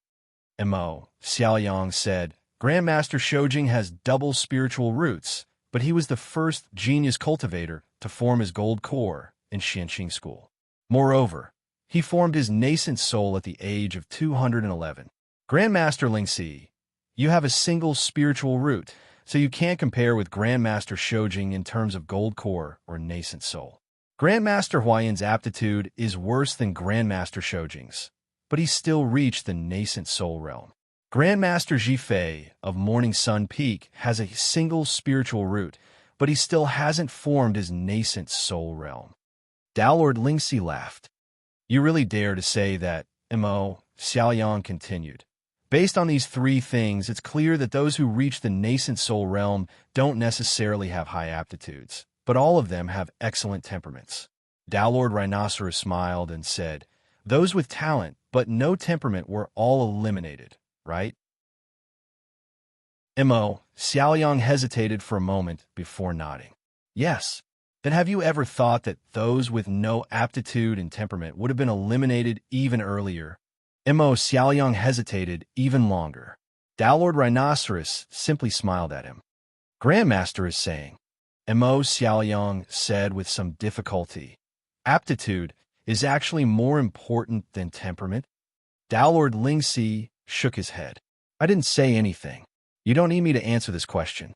Mo Xiaoyang remained silent. Mo Xiaoyang. After a long silence, Lord Rhinoceros suddenly asked, Are you willing to take me as your master and become my disciple? Although he knew the deacon called him up because someone was interested in him and might even accept him as a disciple, Mo Xiaoyang was still surprised to hear Lord Rhinoceros ask him such a straightforward question. He didn't expect it to be a nascent soul grandmaster. He also didn't expect the other party to directly accept him as a disciple without testing him again and again. Seeing that he didn't answer for a long time, Lord Rhinoceros raised her eyebrows. What? You don't want to? Mo Xiaoyang regained his composure. He suddenly lifted his robe and knelt down. Grandmaster Rhinoceros, please forgive me. Disciple once had a wish. Before I answer Grandmaster, I want to ask Grandmaster Qingwei a question first. Lord Rhinoceros found it quite interesting and nodded. Okay. Mo Xiaoyang raised his head and stared at Mo Tiange. Something flashed in his eyes, like admiration and desire. He said, May I ask if Grandmaster Qingwei still remembers disciple? The Mo Xiaoyang in front of him looked like he was in his early 20s. He had a regular face and a fierce expression at the tip of his eyebrows and the corner of his eyes, so he wasn't handsome. However, the fierceness he exuded was exactly the same as in Mo Xiaoyang's memory. Mo Tiange nodded calmly. I remember, but I didn't expect your surname to be Mo Xiaoyang said. That day, Disciple was saved by Grandmaster, so Disciple was able to escape. When I entered the sect, Disciple asked Martial Uncle Yunyu how I could become Grandmaster Qingwei's disciple. Martial Uncle replied that I could become the most powerful disciple in Xianqing School. All these years, Disciple has been working hard and never slacking off. However, the more I know, the more I realize I don't know the immensity of heaven and earth. All these years, not to mention nascent Soul Lord Taoists, even core formation Taoists are unwilling to accept me as a disciple. Now that Grandmaster Rhinoceros wants to accept Disciple, Disciple knows this is a chance to change my fate. But before that, Disciple wants to ask Grandmaster, is Grandmaster willing to accept me as a disciple? On the cloud platform, all the cultivators who heard him looked at him with astonishment. Xianqing School had been established for so many years, but they had never heard of a nascent Soul Lord Taoist asking a disciple whether or not he was willing to accept him as a disciple.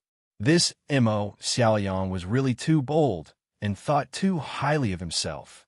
Mo Tiange's eyes were also filled with astonishment. She cast a glance at Lord Taoist Rhinoceros, who had been smiling all along, and asked, Do you know that Senior Martial Brother Lingxi wants to accept you as a disciple not only because you're compatible with his temperament, but also because you're suitable to cultivate his cultivation technique? If you accept me as your master, I'll at most ask for cultivation technique for you, but I can't give you pointers like he does. Disciple knows, Mo Xiaoyang said calmly. But this has been Disciple's wish for several decades.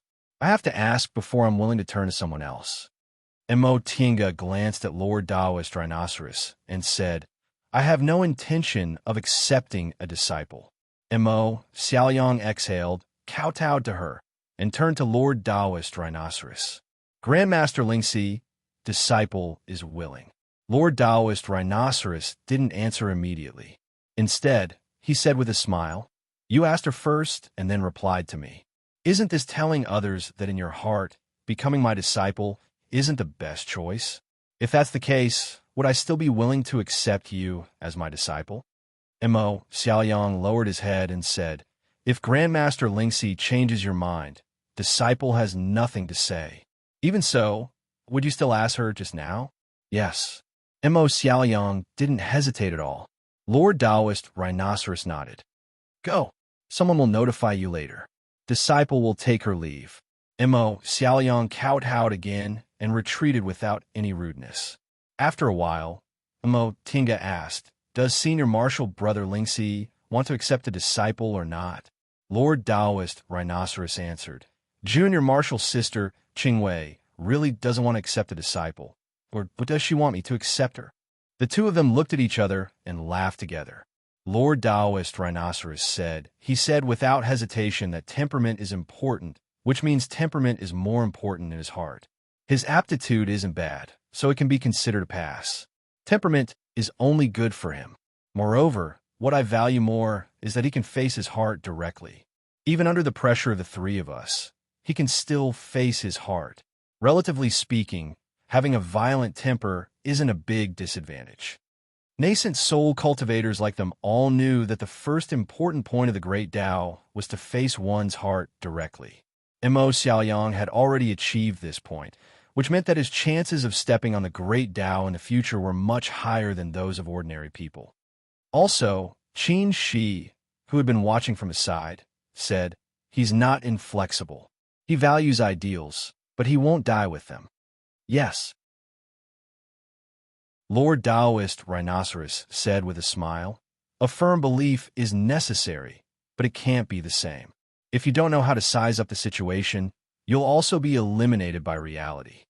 In short, congratulations to Senior Marshal Brother Lingxi for accepting a good disciple. Mo Tiange cupped her hands. Congratulations. On the first day of the competition, Lord Taoist Rhinoceros accepted a disciple. This news inspired many disciples and made them even more enthusiastic about the competition. 5 days later, all the foundation building disciples finished competing. There were about a dozen disciples who successfully worshipped high-level cultivators as their masters. Unfortunately, the others were all core formation masters. Mo Xiaoliang was the only one who worshipped the nascent soul Lord Taoist. The disciples were disappointed, but also envious. They were thinking about the next competition and worried that they would be too old to enter the eyes of a nascent soul grandmaster. Next was the competition for core formation cultivators. Under normal circumstances, the competition was the only opportunity to watch core formation cultivators fight. Therefore, not only were there not many people on the main peak, but there were also more. There were about 20 core formation cultivators participating in the competition this time.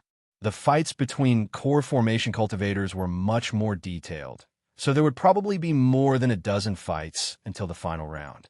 The intensity of fights between core formation cultivators was also much higher, so there were at most 3 fights per day.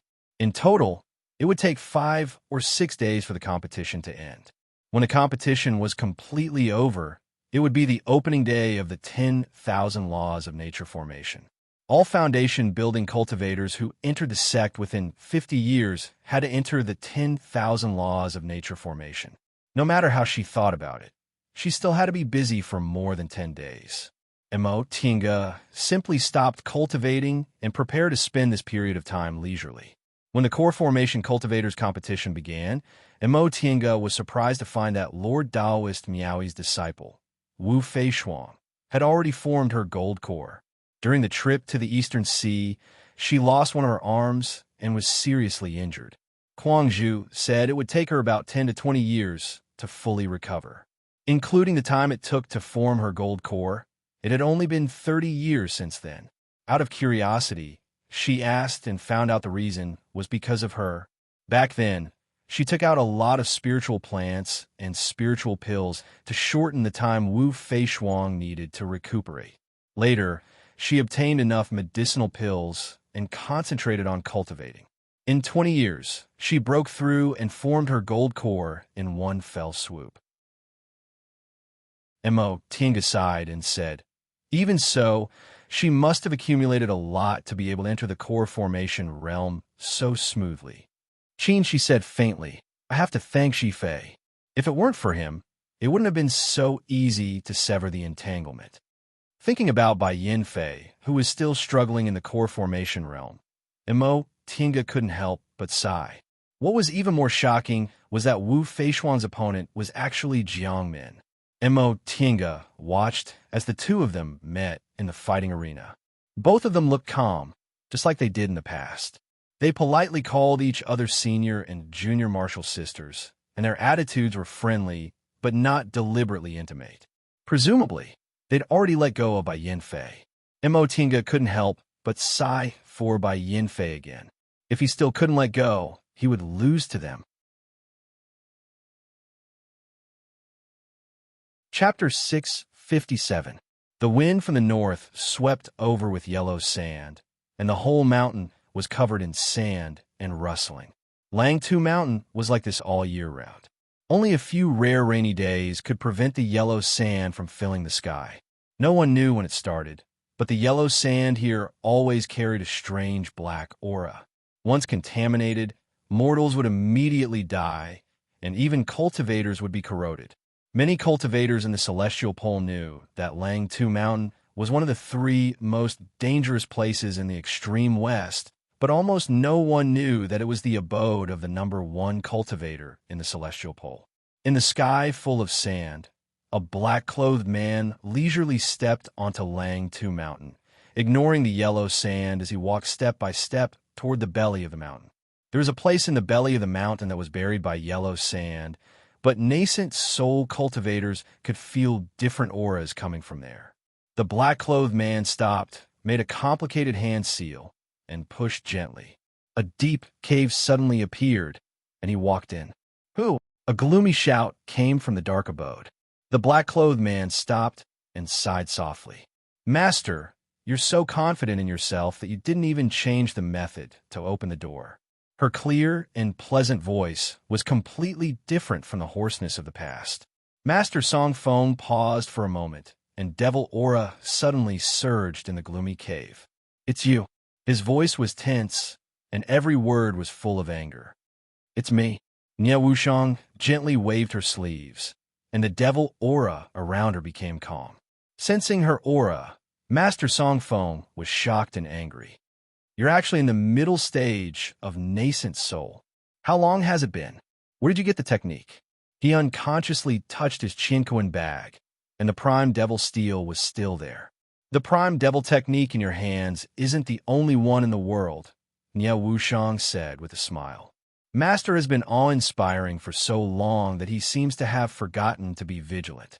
Master Song Feng naturally didn't forget that several great cultivators besieged him in Sandstorm City several decades ago. He was even forced to give up his body and return to Langtu Mountain, always vigilant. But he never expected this bitch to have the guts to come back. "Do you think you can challenge me just because you're in the middle stage of nascent soul?" "I don't dare," Nia Wushang said faintly. "That's why I came back before you recovered." "You're smart," Master Song Feng sneered. "But you're too confident." "Really?" Nia Wushang didn't care about his attitude at all. She suddenly asked, "Master, do you want to know where I got my primordial devil great technique?" Master Song Feng didn't answer right away. After a while, a cold snort came from the devil aura. "What are you planning?" Nia Wushang showed a faint smile. "I just want to tell you how narrow-minded you are." As soon as she finished speaking, the devil aura inside the cave seemed to sense Master Song Feng's mood and fluctuated, but the devil aura couldn't get close to her. Master Song Feng seemed to have noticed it, so the devil aura carried a bit of pressure and slowly pressed toward Nia Wushang. "It's useless." Nia Wushang always had a smile on her face. She slightly raised her head, carrying with her a contempt that she would never have in the past. "Master, do you still not understand? I'm no longer the Nia Wushang who you can bully, who doesn't dare to say a word, do a thing, or show an expression." The gloomy cave and the pitch-black devil aura made her skin look fairer and her face as white as snow. Master Song Feng was in a trance for a moment. He seemed to see traces of another person on her face, and he clenched his teeth. After a long time, he asked solemnly, "Where did you get your primordial devil great technique?" Nia Wushang chuckled. "You finally asked." She paused and said, "Then have you ever thought that since there's a white tiger sacrificial temple, is there an azure dragon, vermilion bird, and black tortoise?" Master Song Feng was stunned. It wasn't that he didn't think about this back then, but he was already very lucky to find a sacrificial temple. How could he find another one? Could it be that this be asterisk TCH really had such a lucky chance? Thinking of this possibility, Master Song Feng felt very upset. In this world, you're not the only one who practices the primordial devil great technique. As far as I know, there are two other people besides us. One was Yang Qingji, and the other was that unlucky Mei Feng, the lord of Descending Star City, who was killed. Master, you're indeed a rare cultivation genius in the world, but unfortunately, you went the wrong way at the beginning. When you comprehended the real primordial devil great technique, it was already too late. Nie Wuxiang's tone was gentle and calm, and she spoke at a moderate speed as if she didn't care about him at all. This made Master Song Feng very unhappy. When did the girl who always trembled with fear beside him become like this? She became someone who dared to challenge him and became someone he couldn't control. Are you trying to say you went the right way? Nie Wuxiang raised the corner of her mouth. I don't know if I went the right way, but you definitely went the wrong way. She raised her eyebrows. Do you think it's very unfair? We both practice the primordial devil great technique, but you still can't have a complete body after giving up your corporeal body and seizing it again, while I'm not affected at all. Oomph. Master Song Feng's heart stirred slightly, but he just snorted coldly. Nie Wuxiang ignored him and continued. First, you took a detour before. Second, maybe you didn't notice that the primordial devil great technique doesn't only cultivate primordial devil aura. The gloomy cave was silent. No one knew what Master Song Feng was feeling at the moment. Nie Wuxiang's voice rang quietly. Master, you've entered the nascent soul realm for so many years, but why haven't you broken through? Is it because your cultivation level isn't high enough, or you can't break through at all? Master Song Feng, who was in the dark, was greatly shocked. He shouted, What did you say? With a chuckle, Nie Wuxiang said, I didn't understand before, but after practicing the primordial devil great technique and slowly thinking about the past, I realized. Her gaze shifted to the figure in the dark. Master, is it because your corporeal body can't bear the burden after you entered the nascent soul realm, so you cultivated primordial devil aura cloud and tried to replace your corporeal body? Her voice was very calm, but it made Master Song Feng feel an aggressive sharpness, and the content of her words frightened him even more. When did the girl who was by his side, carefully seeking a slim chance of survival, become like this? It seems I guessed right. After waiting for a long time for no answer, Nie Wuxiang smiled. You comprehended the wrong technique at the beginning, giving the dead aura a chance to corrode your corporeal body. If you made a prompt decision to seize a body to be reborn, you could have cut off all hidden dangers. Unfortunately, you didn't know at that time. By the time you realized something was wrong, it was already too late. The dead aura even corroded your primordial spirit. A smile hung on Nie Wuxiang's face, but her gaze became sharper and sharper. So, even if you seized a body, you're still a skeleton. As soon as he finished speaking, the devil chi suddenly spread out, forcing away the original aura, revealing a figure sitting cross-legged on a stone platform. This figure was so thin that he could barely hang on to his clothes. When he raised his face, there was a mixture of blood-red rotten flesh and white bones, creating a nauseating scene. Master, long time no see, Nie Wuxiang said softly. Oomph. Primordial devil aura surged again, attaching to the skeleton. Before long, it once again turned into a black cloud, looking exactly the same as Master Song Feng's usual appearance. Right after that, a powerful aura spread out and pressed down on Nie Wuxiang. Nie Wuxiang's eyes were cold. She made a hand seal with both hands and mobilized the devil aura to resist Master Song Feng's spiritual pressure. You're really her daughter, Master Song Feng said hoarsely. I underestimated you. Nie Wuxiang's heart stirred, and she slowly asked, Master, it's been so many years. Have you ever thought about my mother?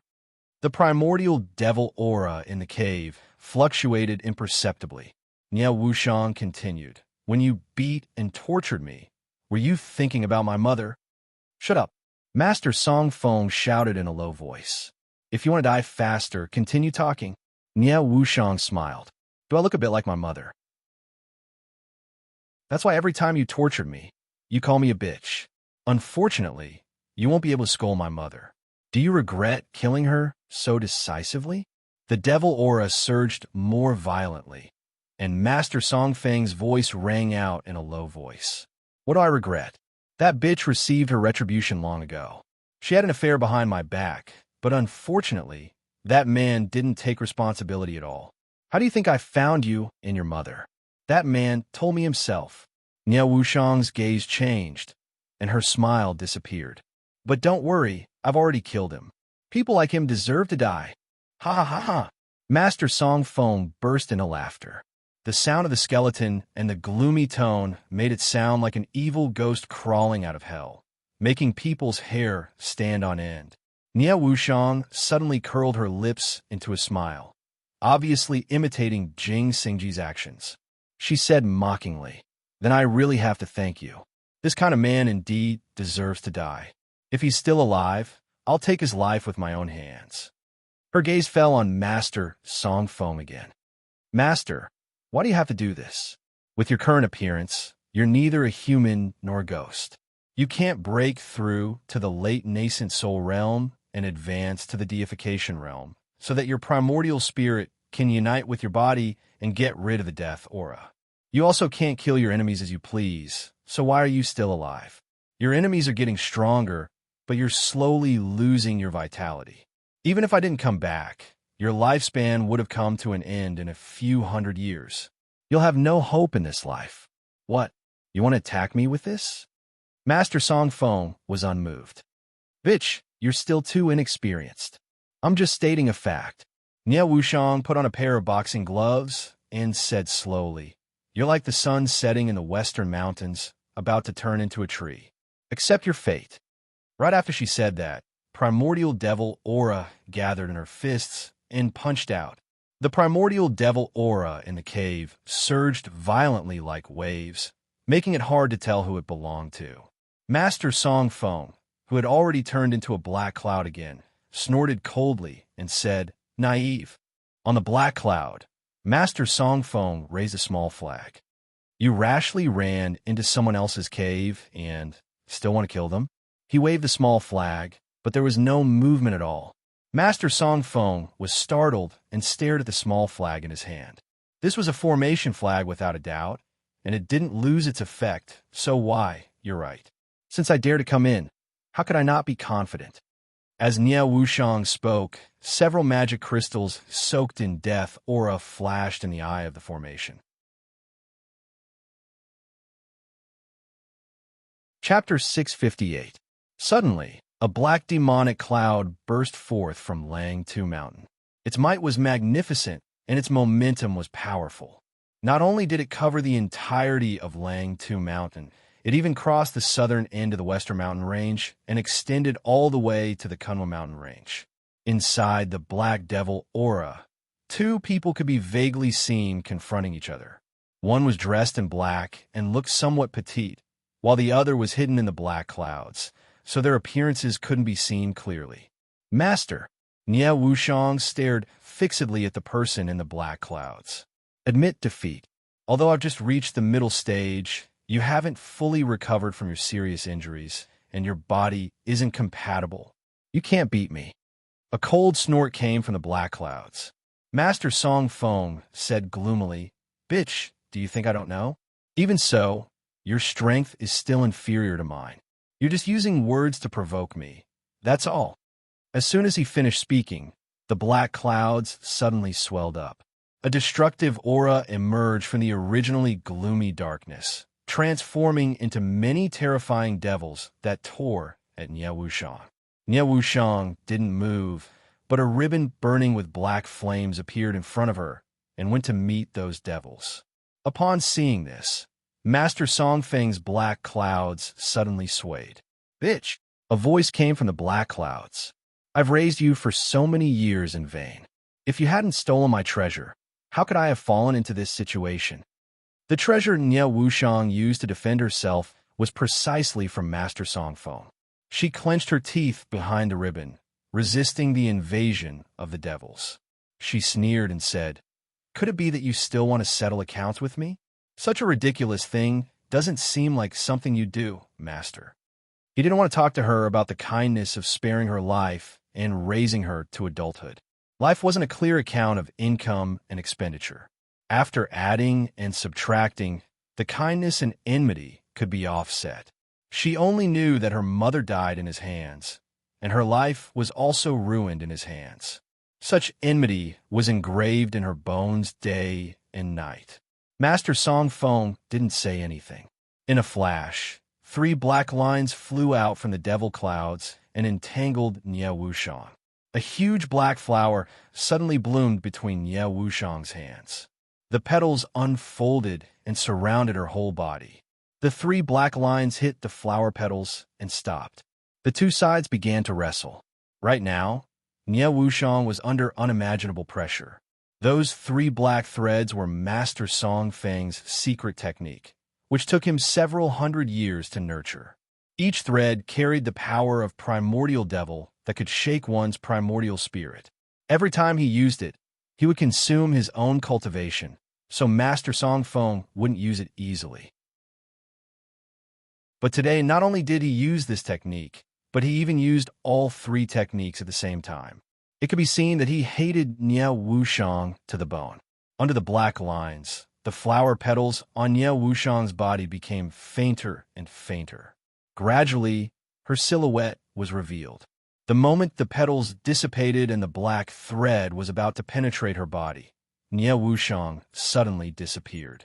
At the same time, an earth-shattering punch smashed on a Master Song Feng's body from the sky. Kacha! The sound of bones being hit rang out, and Master Song Feng fell down.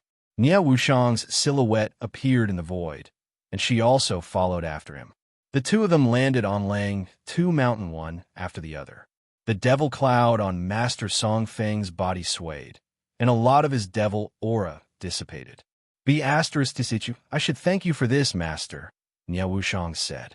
The phantom shape-shifting talisman was something you snatched from a nascent soul cultivator back then. Master Song Feng naturally knew. The Qinkuan bag that was stolen from him back then contained all-important spiritual treasures. As a result, not only did he have no treasures to use today, but he was also seriously injured by his own treasures.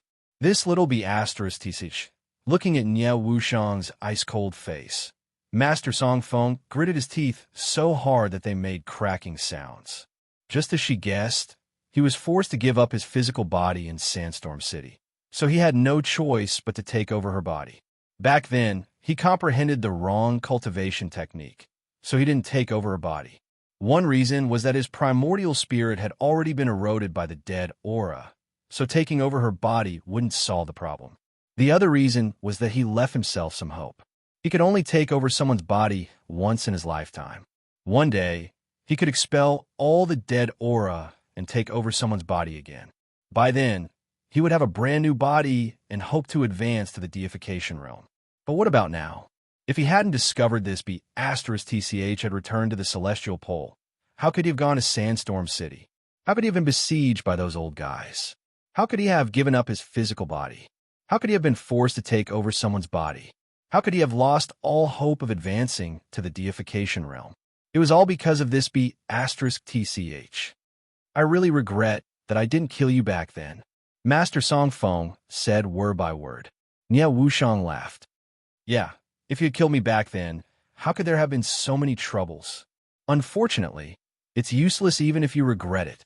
A devil cloud rose from her hand. Compared to Master Song Feng, Nie Wuxiang's devil cloud wasn't as strong, but it was also a lot cleaner. It was just pure primordial devil aura. This made Master Song Feng even more resentful.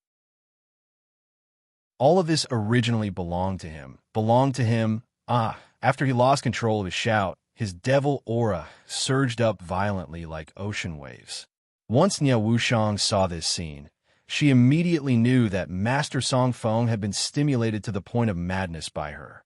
He originally didn't cultivate his mental state, and the wrong primordial devil great technique distorted his mind, cutting off his hope of advancing to the deification realm.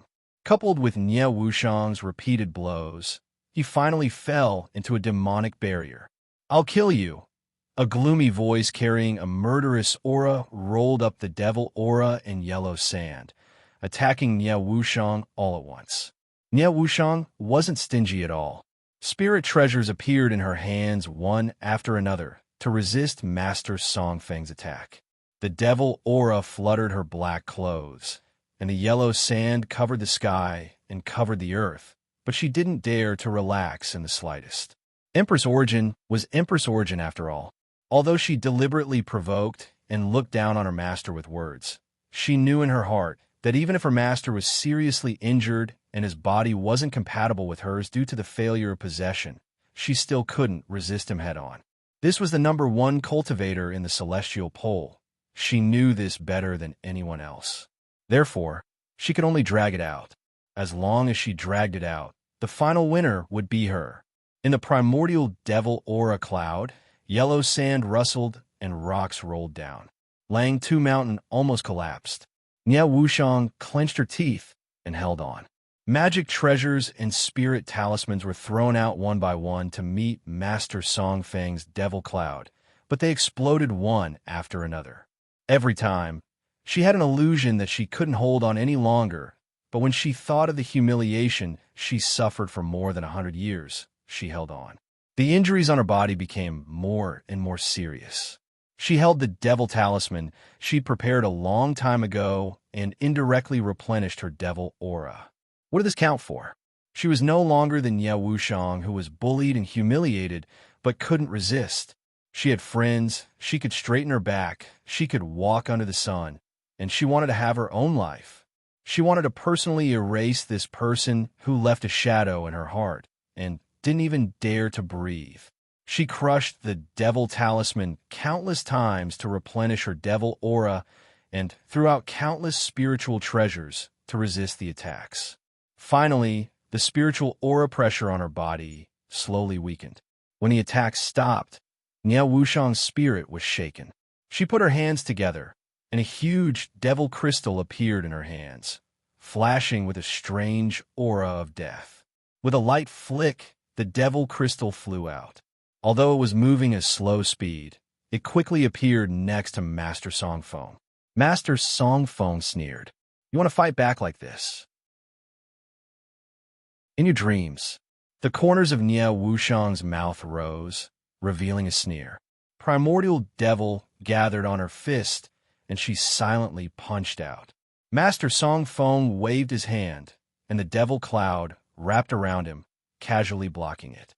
Unexpectedly, in the next moment, Nie Wuxiang's fist penetrated the devil cloud and hit his body.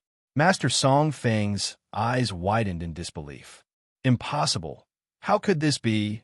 Watching him fall heavily, Nie Wuxiang said faintly, "Master, there are 3,000 Daos, but not all of them are the same."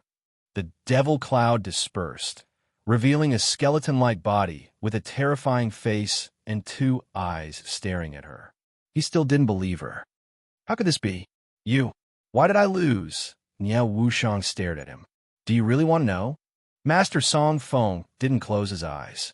Nie Wuxiang said, "When I set foot on Lang Tu Mountain, I started to arrange the devil crystal.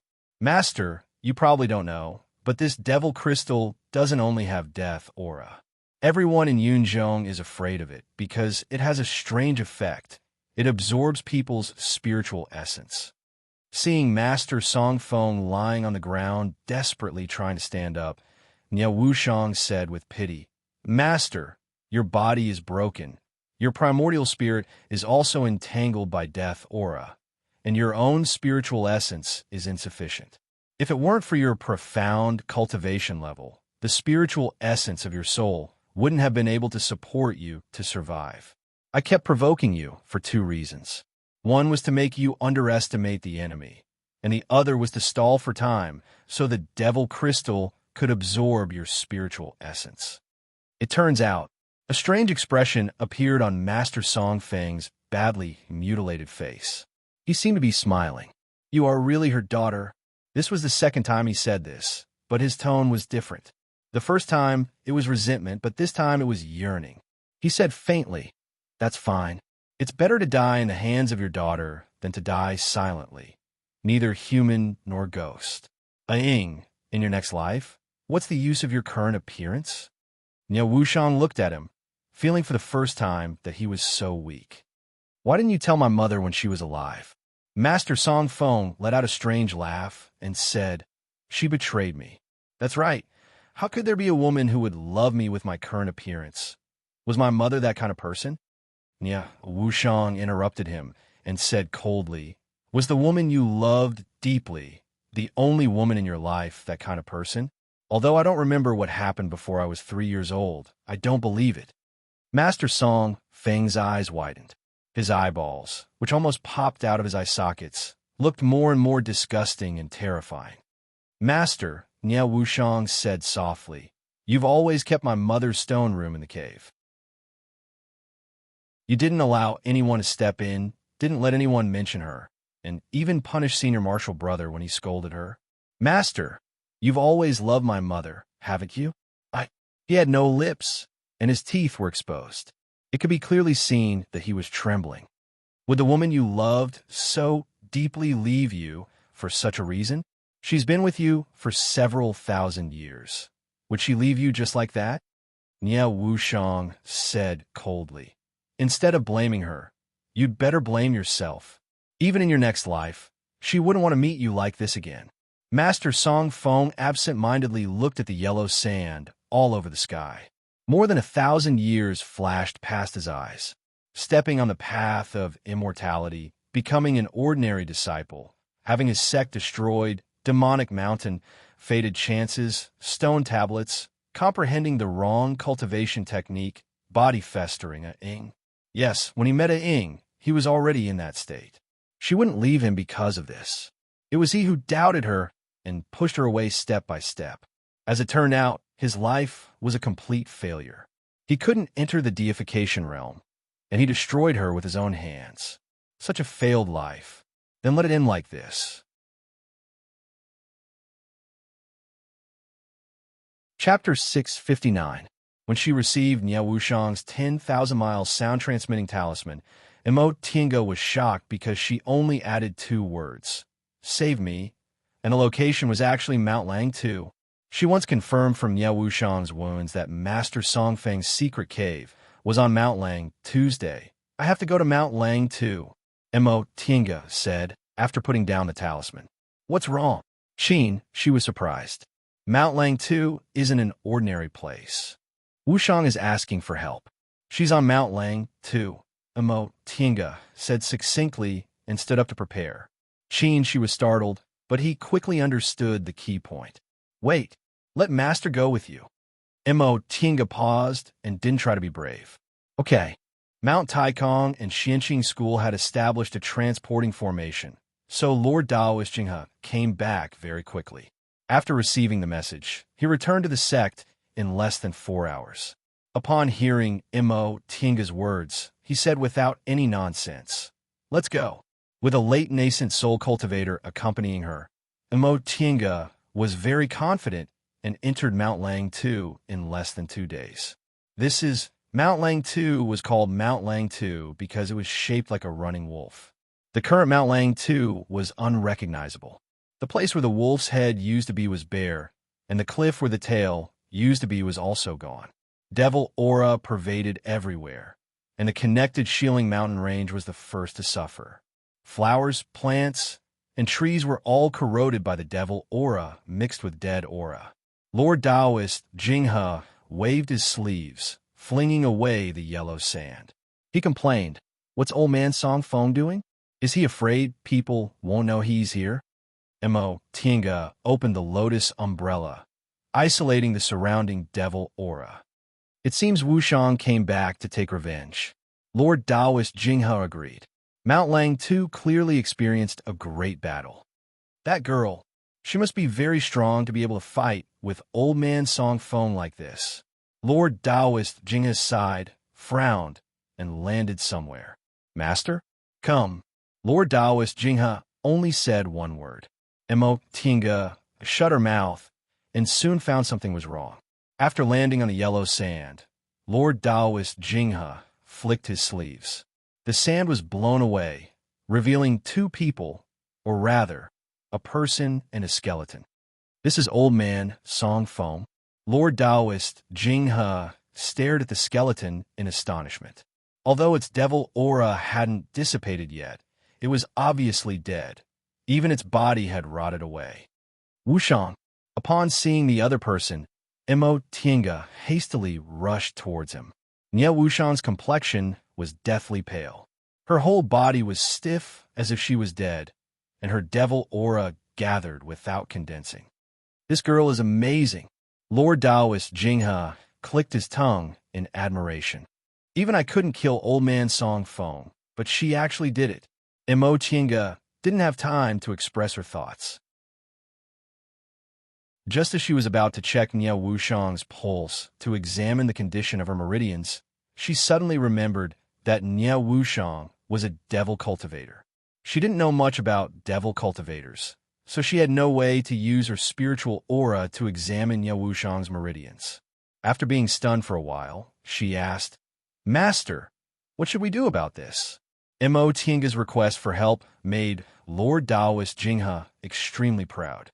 Master still needs to step in at a critical moment. Just you wait. As he spoke, his eyes flickered. After sweeping a glance at Nie Wushang's body, he retracted his technique and returned to his normal state. She's fine. Although her injuries are a bit heavy, they didn't damage her nascent soul. She'll probably recover after resting for 30 to 50 years. 30 to 50 years? That's not counting external objects. If she has healing medicinal pills like devil cores, she'll probably recover in 10 to 20 years. Mo Tiange nodded. Then let's take her back. Lord Taoist Jing He didn't answer immediately. He stared at her a few times before he finally said, "Girl, you really treat her differently. She's a devil cultivator and also Old Man Song Feng's disciple. You actually want to take her back to the sect to recuperate?" Mo Tiange said, "What else? Do you want to see her die here?" "Master, you don't think it's good?" Lord Taoist Jing He thought for a while. "It's fine. That old man Jinyang won't dare to have any objections." After a few words, the master and disciple decided to take Nie Wushang back to Xianqing School. When they arrived at Xianqing School, Lord Taoist Jing He didn't manage anything and went to Qinzhong City. Mo Tiange opened a stone room and stuffed Nie Wushang inside. She couldn't help devil cultivators recuperate. "How is it?" Qin she asked after she settled Nie Wushang and returned to the cultivation room. Mo Tiange said she killed Master Song Feng. "What?" Qin she thought he misheard. Mo Tiange repeated herself. "She killed Master Song Feng, so she's seriously injured." Qin she slowly came to his senses, but he still felt it was unbelievable. She really killed Master Song Feng? I sense her cultivation just now. She's just in the middle stage. How did she kill him? I don't know about this. Let's ask her when she wakes up. Mo Tiange thought for a while. After all, she followed Master Song Feng for so many years. Maybe she knows his unknown weakness? Qin she nodded and pointed at the table. Let's not talk about her for now. Take a look at this. Mo Tiange saw several things on the table. One was spirit-tempering water. The second was spirit-absorbing powder from the fallen god Abyss. And the third was the crystal they got from the storeroom of a great ancient sect next to the White Tiger sacrificial temple. Spirit-tempering water aside, they still hadn't figured out how to use the spirit-absorbing powder, let alone the crystal. They asked many people, but no one knew what it was. What? Qin she didn't say anything. He picked up the spirit-tempering water and dripped it on the crystal. There was already a small hole on the crystal. When the spirit-tempering water dripped on it, the hole slowly melted. When the cup of spirit-tempering water was finished, a hole was formed. It turns out it's just a shell. Mo Tiange looked at the top of the crystal, which had been melted by the spirit-tempering water. There was something like mist and water inside. It didn't have any spiritual aura, but it had an extremely mysterious aura. What's this? Qin she glanced at the piles of books and jade slips on the side. We were misled. We didn't even know what it was, so how could we find out what it was? After realizing this, I flipped through the ancient books and found it might be something else. What is it? Primal chaos aura. Qin, she said, the beginning of heaven and earth. Tinga didn't speak for a long time. She was dumbfounded. After a while, she found her voice. According to what you said, even in the immortal world, primal chaos aura is a top-grade treasure. How could it fall in a human world? Qin, she shook his head. It's meaningless to investigate this. Take another look. As he spoke, he took several spirit stones and threw them into the crystal. Then, the gas melted at a speed visible to the naked eye and disappeared without a trace. Just like this, almost everything can be melted. Really? Tinga's expression became serious. She took out several unimportant materials from her chinquan ring and threw them into the crystal. Sure enough, all of them disappeared without a trace. After watching for a while, she suddenly said, "Spirit-sucking powder can absorb any spell, and this primal chaos aura can melt anything. What would happen if I put them together?" Qin, she smiled. "That's exactly what I was thinking, but you came back before I could try it. Then let's try it quickly." Qin, she nodded. Seeing that the crystal enveloping the primal chaos aura had somewhat healed, he took the spirit-tempering water and melted it again. Turns out this thing can grow automatically. Tinga seemed to have understood something. No wonder it could be used to contain primal chaos aura. After melting the outer crystal, Qin, she carefully wrapped some primal chaos aura with his spiritual aura, making it float in the air. Then he sprinkled some spirit-sucking powder on it. The sizzling sound was endless, as if it was boiling and burning. The spirit-sucking powder and the primal chaos aura entangled and devoured each other, as if they were fighting fiercely. The two of them stared at it without blinking. Before long, the sound gradually weakened. From the bottom to the top, the primal chaos aura became transparent like ice crystals. In the end, it became a crystal. After a long silence, Tinga knocked the outer shell containing the primal chaos aura. "I'm really a bit worried."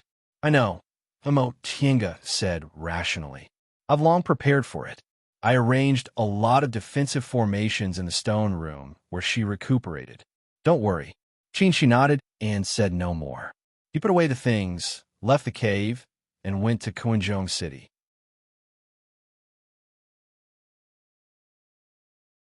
Chapter 660. 5 days later, Nie Wuxiang finally woke up. As soon as she woke up, she saw Tinga sitting next to her. "Tinga." Nie Wuxiang was relieved to see her. "I'm finally alive." Tinga saw that her face was still pale, so she asked with concern, "Are you okay?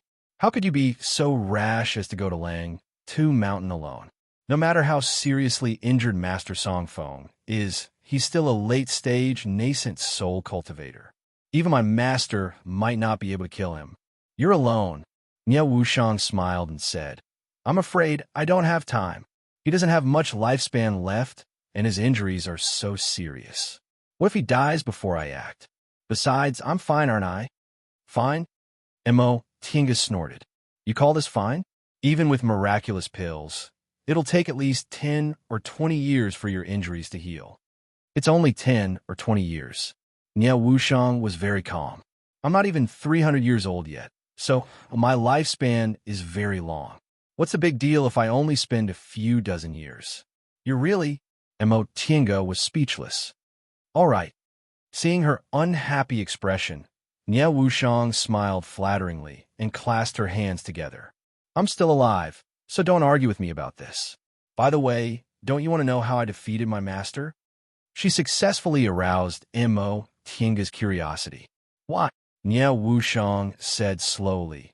"My master's cultivation level is profound, and he's powerful. It's definitely impossible to defeat him head-on. However, he has a weakness. He once practiced the wrong cultivation technique. I remember you once told me that there was a person who looked very similar to my master after he cultivated. In fact, my master didn't cultivate primordial devil aura, but instead, he cultivated death aura. However, he was much smarter, so he discovered something was wrong and quickly comprehended the real cultivation technique. But his body was already damaged, and the death aura invaded his primordial spirit. So, with his current state, no matter how high his cultivation level was, he couldn't advance to the deification realm. The nascent soul was formed by the fusion of the golden core and part of the primordial spirit's power. However, the soul formation stage required the nascent soul to go through thousands of tempering and merge with the primordial spirit and the body. No matter which part of the nascent soul, primordial spirit and body, nothing could go wrong. For the corporeal body, even if it was damaged, it could be regenerated with the power of the nascent soul. However, if it was contaminated by impurities, it had to be removed. It was the same for the nascent soul. If it was contaminated by the death chi, it could never merge with the corporeal body and the nascent soul to advance to the deity transformation stage. Exactly. Niao Wushang nodded. You've also noticed, right? Could he still be considered a human? If it wasn't for his profound cultivation, he would have long been tortured into a corpse by the death chi. Mo Tinga recalled her behavior in Carefree Valley and suddenly understood. Back then, you used devil crystals to absorb dead aura just to deal with your master? Niao Wushang nodded, then sighed. When I saw the magic crystal back then, I faintly felt that it would be a breakthrough. My master is too powerful. Ordinary methods can't deal with him at all. Only the devil crystals can absorb one's essence energy and have a unique effect. They're a completely different type of method, making it impossible for him to defend against them. Is it the death chi or the essence chi? Why don't I understand? Mo Tinga was a bit confused. Since he's plagued by the death chi is his greatest enemy, isn't it? Niao Wushang shook her head. The death chi is indeed his greatest enemy, but it's hard to see its effect in the short term. Besides, with his cultivation level, he can successfully suppress the death chi, so there's no way to take his life. Then I used the devil crystals to absorb the death chi for two reasons. One was to use the death chi to destroy the immortal's cave's formation, and the other was to numb him. My master has seen a lot of death chi, so he didn't take it seriously and neglected the real effect of the devil crystals. His body was already weak, and his primordial spirit was trapped. He should have been a dead man long ago. This shows that his soul power is very weak, and he's only relying on his powerful cultivation level to support himself. I used the devil crystals to absorb his essence energy and disperse his soul power. That way, I could have won without a fight. Mo Tinga thought about what she said over and over again. Eventually, she sighed and said, "You've really racked your brains to make such a good move." Niao Wushang smiled bitterly. If it wasn't because I couldn't defeat him, why would I have to do this? I can only blame myself for being too weak. Blame yourself for having too little time. Mo Tinga shook her head and said, "With your qualifications, advancing to the late stage of the nascent soul realm is only a matter of time, and it's not impossible for you to advance to the deification realm. It's just that you're not sure he can wait until that moment." Yes. Niao Wushang looked a bit absent-minded. Master has lived for too long. The two of them looked at each other in silence. They only felt that time was passing. No matter how powerful a cultivator was, there would always be a moment when he or she would disappear, and the path to immortality was still far in the future. After a long time, Mo Tinga said, "What's your next plan?" Niao Wushang thought for a while, then shook her head. "Nothing." Mo Tinga heaved a sigh. "How about you stay here with me?" Niao Wushang was stunned and hastily waved her hand. "I'm a devil cultivator, and Xianqing School is a Dao school. I'm not asking you to join Xianqing School," Mo Tinga said with a smile. "In any case, I'm a nascent soul lord Taoist now. It shouldn't be a problem for me to ask a friend to stay here for a long time, right?" Niao Wushang thought about it carefully. There were only a few places she could go. Yunzhong was in chaos. The current situation was confusing, and there were killings everywhere. Shaoyang, this place was even more chaotic. Without strength, people could only be trampled on. In the Celestial Pole, she was Master Songfeng's disciple, so this matter wasn't difficult to investigate. Originally, Lang Tu Mountain was secretive enough but now it was exposed. She was seriously injured and couldn't fight with others, so it was best for her to find a safe place to slowly recuperate. Thinking about it this way, Xianqing School was really the best choice. First of all, Xianqing School was very powerful now. Whether it was in the Celestial Pole or Yunzhong, no one would come to Xianqing School's encampment to cause trouble. Second, Mo Tiange was her most trusted friend. She saved her from danger many times, so there was no one more trustworthy than her in this world. Nie Wuxiang thought for a while. After confirming it, she agreed. Okay, thank you. Mo Tiange waved her hand. There's no need to thank me between us. She took out a jade talisman. You can recuperate here. If you need anything, use this talisman to inform the supervising disciples here. Nie Wuxiang took the jade talisman. Then I won't be polite. The two of them talked about their experiences in the past few years, as well as the problem of cultivating and recuperating before Mo Tiange left the stone room to let Nie Wuxiang rest. Qin. Xi's trip took 2 months before he returned. As soon as he returned to his cave, Mo Tiange asked, "What took you so long? Do you have any clues?" She said, "Nowadays, wars are frequent. I didn't go at the right time, and there aren't many cultivators in Kunzhong City. Senior Marshal Brother Jinyang said there would be a large-scale trade fair in a month or so he told me to wait. I thought Kunzhong City was a trade city, so there might be some people with special abilities who knew something, so I agreed. In these 2 months, I collected some information. After Senior Marshal brothers and sisters came back, they also gave us a lot of ideas." As he said that, he took out a small bag and poured out many jade slips. After a rough look, there were about 30 to 50 of them. Mo Tiange was dumbfounded. "This is Qin," she smiled helplessly. "Not all of them are real clues. I wrote down all the similar ones." He picked out one of the jade slips and said, "This is what Master and the others concluded after discussing for us to refer to." Mo Tiange looked at the jade slips one by one. After a long time, she finally finished reading them. She frowned slightly and said, "It takes time to experiment with these things. They can't be decided in a short time, and so we're busy." The two of them moved the things into the virtual sky world. She asked, "Are you all right in these 2 months? How's Nie Wuxiang?" "She's recuperating, so I left her here." Mo Tiange roughly described their conversation and said, "I think she's clear-headed, so she should be fine." I also asked her, and she said the reason why Master Songfeng became like that was because he practiced that wrong cultivation technique. Since Great Primordial Devil Technique was put together with the 5-spirit sacrifice temple, it must be a cultivation technique that far surpasses the present world, so it's impossible for it to have this kind of shortcoming. As long as you comprehend it correctly, there won't be any problems. That's good. He was just taking precautions. Since he left her here, he had to be on guard. Right? Jingxingji is also in Kunzhong City. He told me something. Oh. Mo Tiange was very interested in Jingxingji's current situation. What did Venerable Swordsman Stillwater say to you? She saw that she really wanted to laugh, so he said helplessly, "Don't laugh at him. He's already very serious now." "Very serious, Jingxingji." Mo Tiange nodded seriously, then burst out laughing again. "It's so hard to imagine." When she was done laughing, she said, "Jingxingji told me he found clues about the Qilin." "Huh?" Mo Tiange was surprised. "So fast. What kind of clues? Where did he get them?"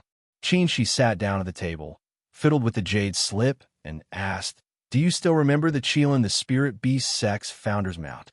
"Of course I remember. Spirit Beast Sect uses the Qilin as their sex emblem. All the cultivators in the Celestial Pole knew about this."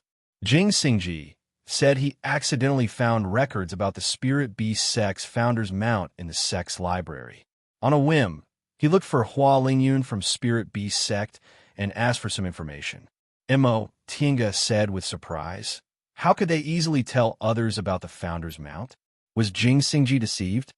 She smiled faintly. "I don't think so. You paid a price that Hua Lingyun couldn't refuse." "What was it?" The white tiger's breath in his hand. She said, he showed Hua Lingyun the white tiger sword and gave him some of the white tiger's breath. Mo Tinga nodded thoughtfully. For a spirit beast sect, this is really an irresistible temptation. Who said it wasn't? Hua Lingyun told him the origin of the Qilin Mount in detail on the spot, then went back to closed-door meditation. Mo Tinga laughed, then grabbed him and asked, "Does this Qilin have anything to do with the Qilin we're looking for?" Jing Xingji speculated that it should. Should? Qin Shi shook his head gently. There's still too little information. Moreover, the world changed not long ago. So many descriptions can't be accurate anymore. We need more time to confirm. Mo Tinga breathed a sigh of relief. There's no hurry. Wushang still needs a long time to heal. Quickly tell me, where did the spirit beast sex Qilin come from? Qin Shi took a sip of tea, then said neither too fast nor too slow. In Yunzhong. Huh. This location gave Mo Tinga a headache. Do we have to go to Yunzhong?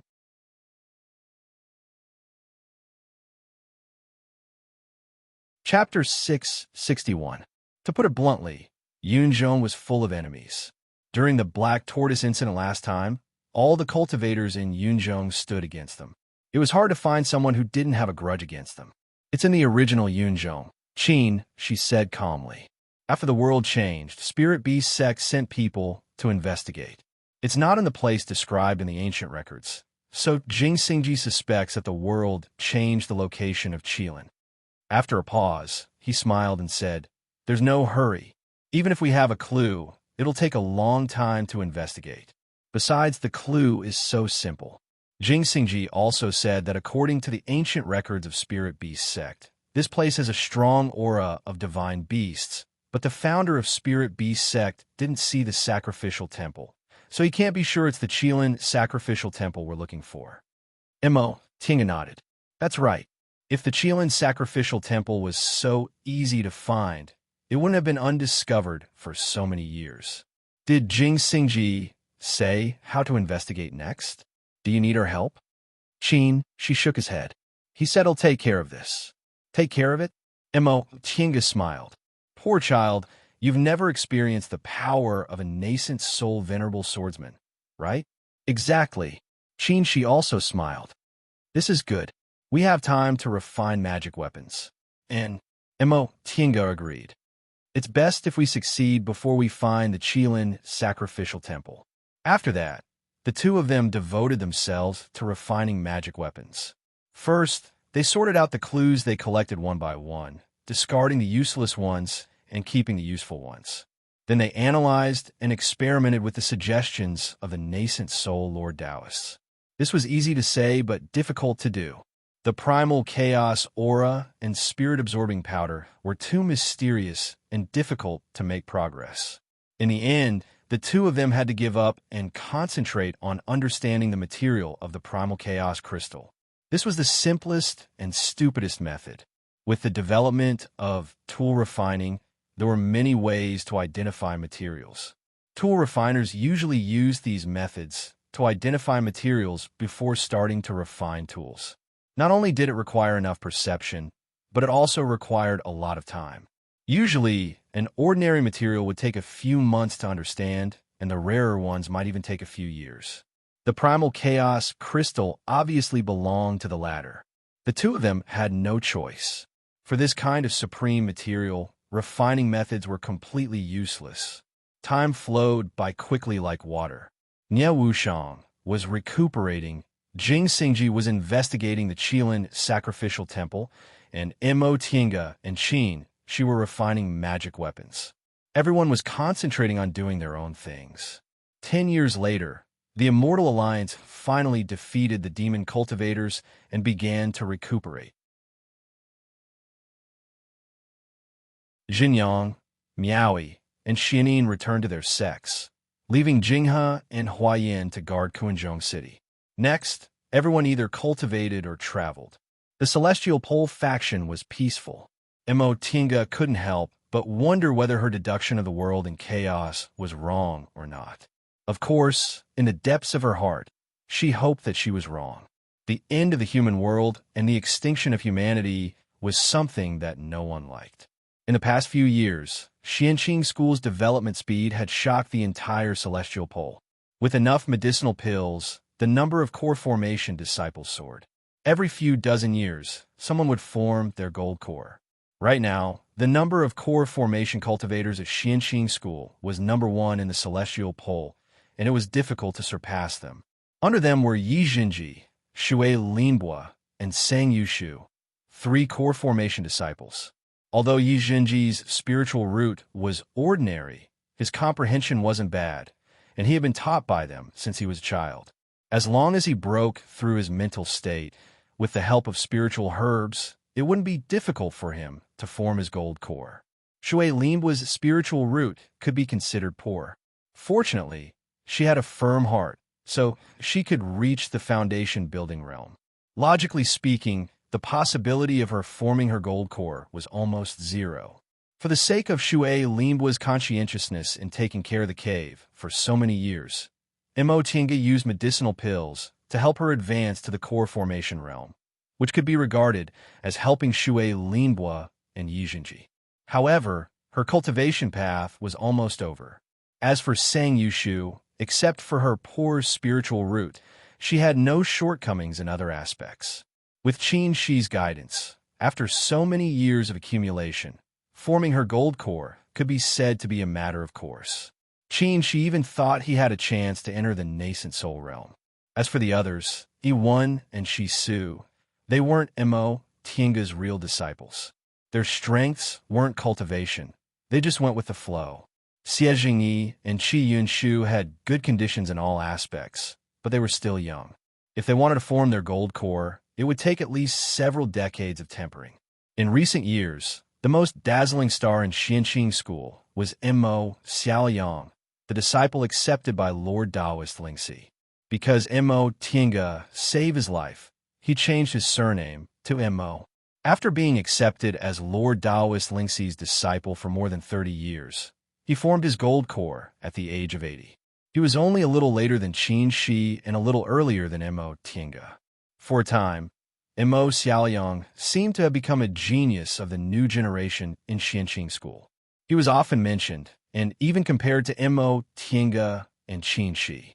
Mo Tinga felt this wasn't a good sign. It wasn't good to blindly pursue speed in cultivation.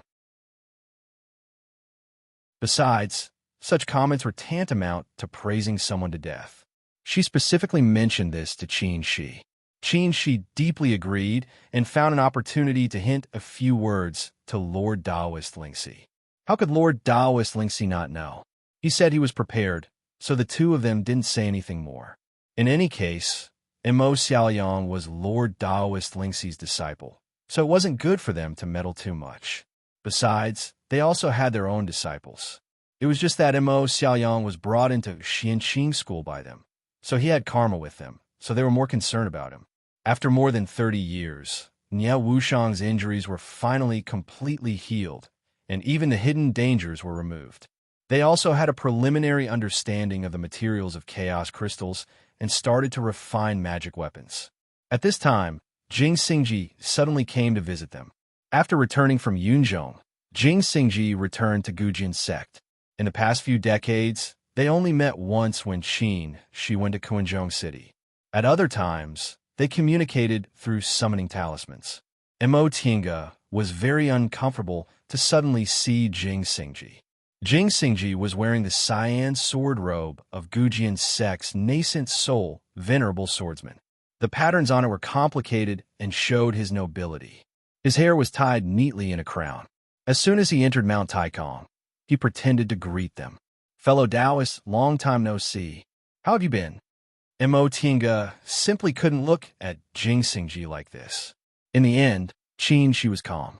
He casually said, "Fellow Taoist, you're still as elegant as ever." He then welcomed Jing Xingji into his cave. Nie Wushang was stunned when she saw him. She then said rudely, "Why are you so stubborn?" Jing Xingji's face instantly darkened. Mo Tinga held back her laughter and tried to smooth things over. All right. We haven't seen each other for so many years. Let's be more friendly. You're the first one who wants to laugh." Jing Xingji didn't appreciate it at all and glared at her fiercely. Mo Tinga spread her hands to express her innocence, but the corners of her mouth kept rising. Jing Xingji sighed again. I have no choice. Although Marshal Uncle Yuanying didn't say it. He doesn't like frivolous people. Alas, returning to the sect really isn't free. You finally know you're frivolous? Nie Wushang made sarcastic remarks on the side. Seeing that Jing Xingji's face was about to completely darken, Mo Tinga hurriedly said, That's enough. Wushang, don't provoke him. Fellow Taoist Jing, you didn't come to bicker, did you? Of course not. Jing Xingji said sternly. I came because I got some definite news about the Qilin. It had been more than 30 years since they first found clues about the Qilin. During these 30 years, Jing Xingji would send some news from time to time. In the beginning, he also sent people to Yunzhong to search. However, they weren't looking for the sacrificial temple. They were looking for the traces of the Spirit Beast sect's founder. According to the ancient records of the Spirit Beast sect, the founder once traveled the world. When he passed by a place, he obtained a spiritual beast similar to the Qilin. According to Hua Lingyun, this wasn't a real Qilin, but a descendant of a divine beast with the Qilin's bloodline. Gujian's sect disciples went deep into Yunzhong and inquired about the legends of various places. Then, they combined it with the records of the Spirit Beast sect to find useful information and confirm that there used to be a strong Qilin's aura in a certain place in Yunzhong. That Qilin mount was born there. However, this Qilin's aura gradually disappeared over the years. By the time the world changed, it had completely disappeared. The clues were cut off. Helpless, Jing Xingji tried to bribe Hua Lingyun again. This time, he only got some fragmented information. No matter how he investigated, he couldn't find anything. Venerable swordsman Yuanying told him that the Qilin was the symbol of the Spirit Beast sect. If they wanted to find it, they would have found it long ago. It was only because they couldn't find it that Hua Lingyun told him this information so bluntly. When Jing Xingji heard this, he almost carried his sword and went to the Spirit Beast sect to cause trouble. It took him a lot of effort to restrain himself. What happened next? What did you find? This time, I didn't find it. I deduced it. Jing Xingji had a complacent look on his face.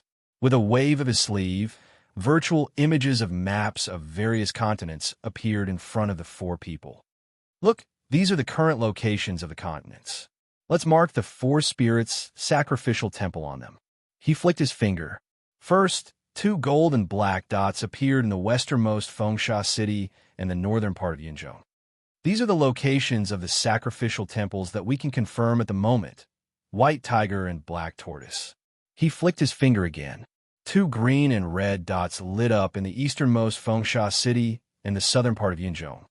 The Azure Dragon is in the Eastern Sea, and the Vermilion Bird is in the Sea of Returning Ruins, right? Everyone nodded. They didn't understand what he meant.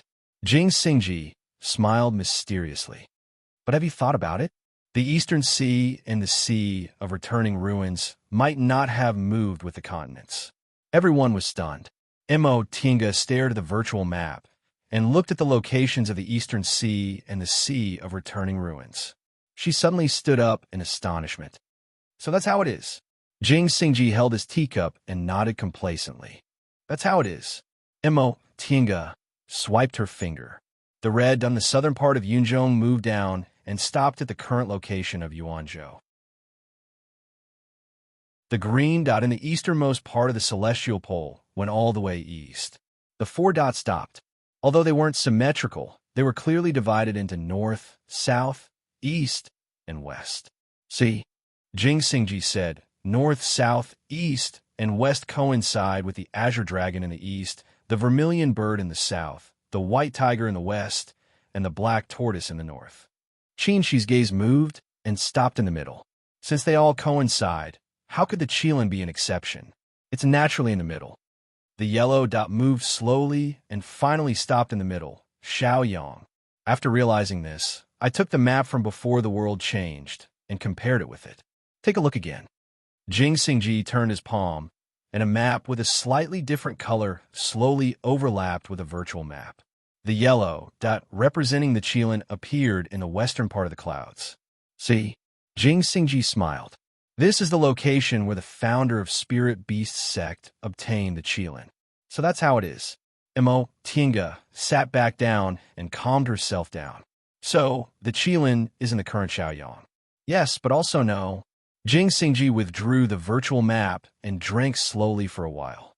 After enjoying the feeling of being a master enough, he said, "Look, the white tiger and the black tortoise on the continent have all moved with the continent. The azure dragon and the vermilion bird haven't moved because they're actually on the sea. What about the Qilin? Look at the map. It's obviously always been on the continent." "Why?" Nie Wushang thought for a while, then said, "The founder of Spirit Beast sect didn't really see the Qilin. What he saw was only the Qilin's breath. Maybe the Qilin isn't on the continent at all?" Jing Xingji just wanted to pretend to be a master, but Nie Wushang ruined it. He said very reluctantly, "Yes, I sent people to Xiaoyang." Sure enough, they didn't find any trace of the Qilin on the continent until they reached the bottom of the sea.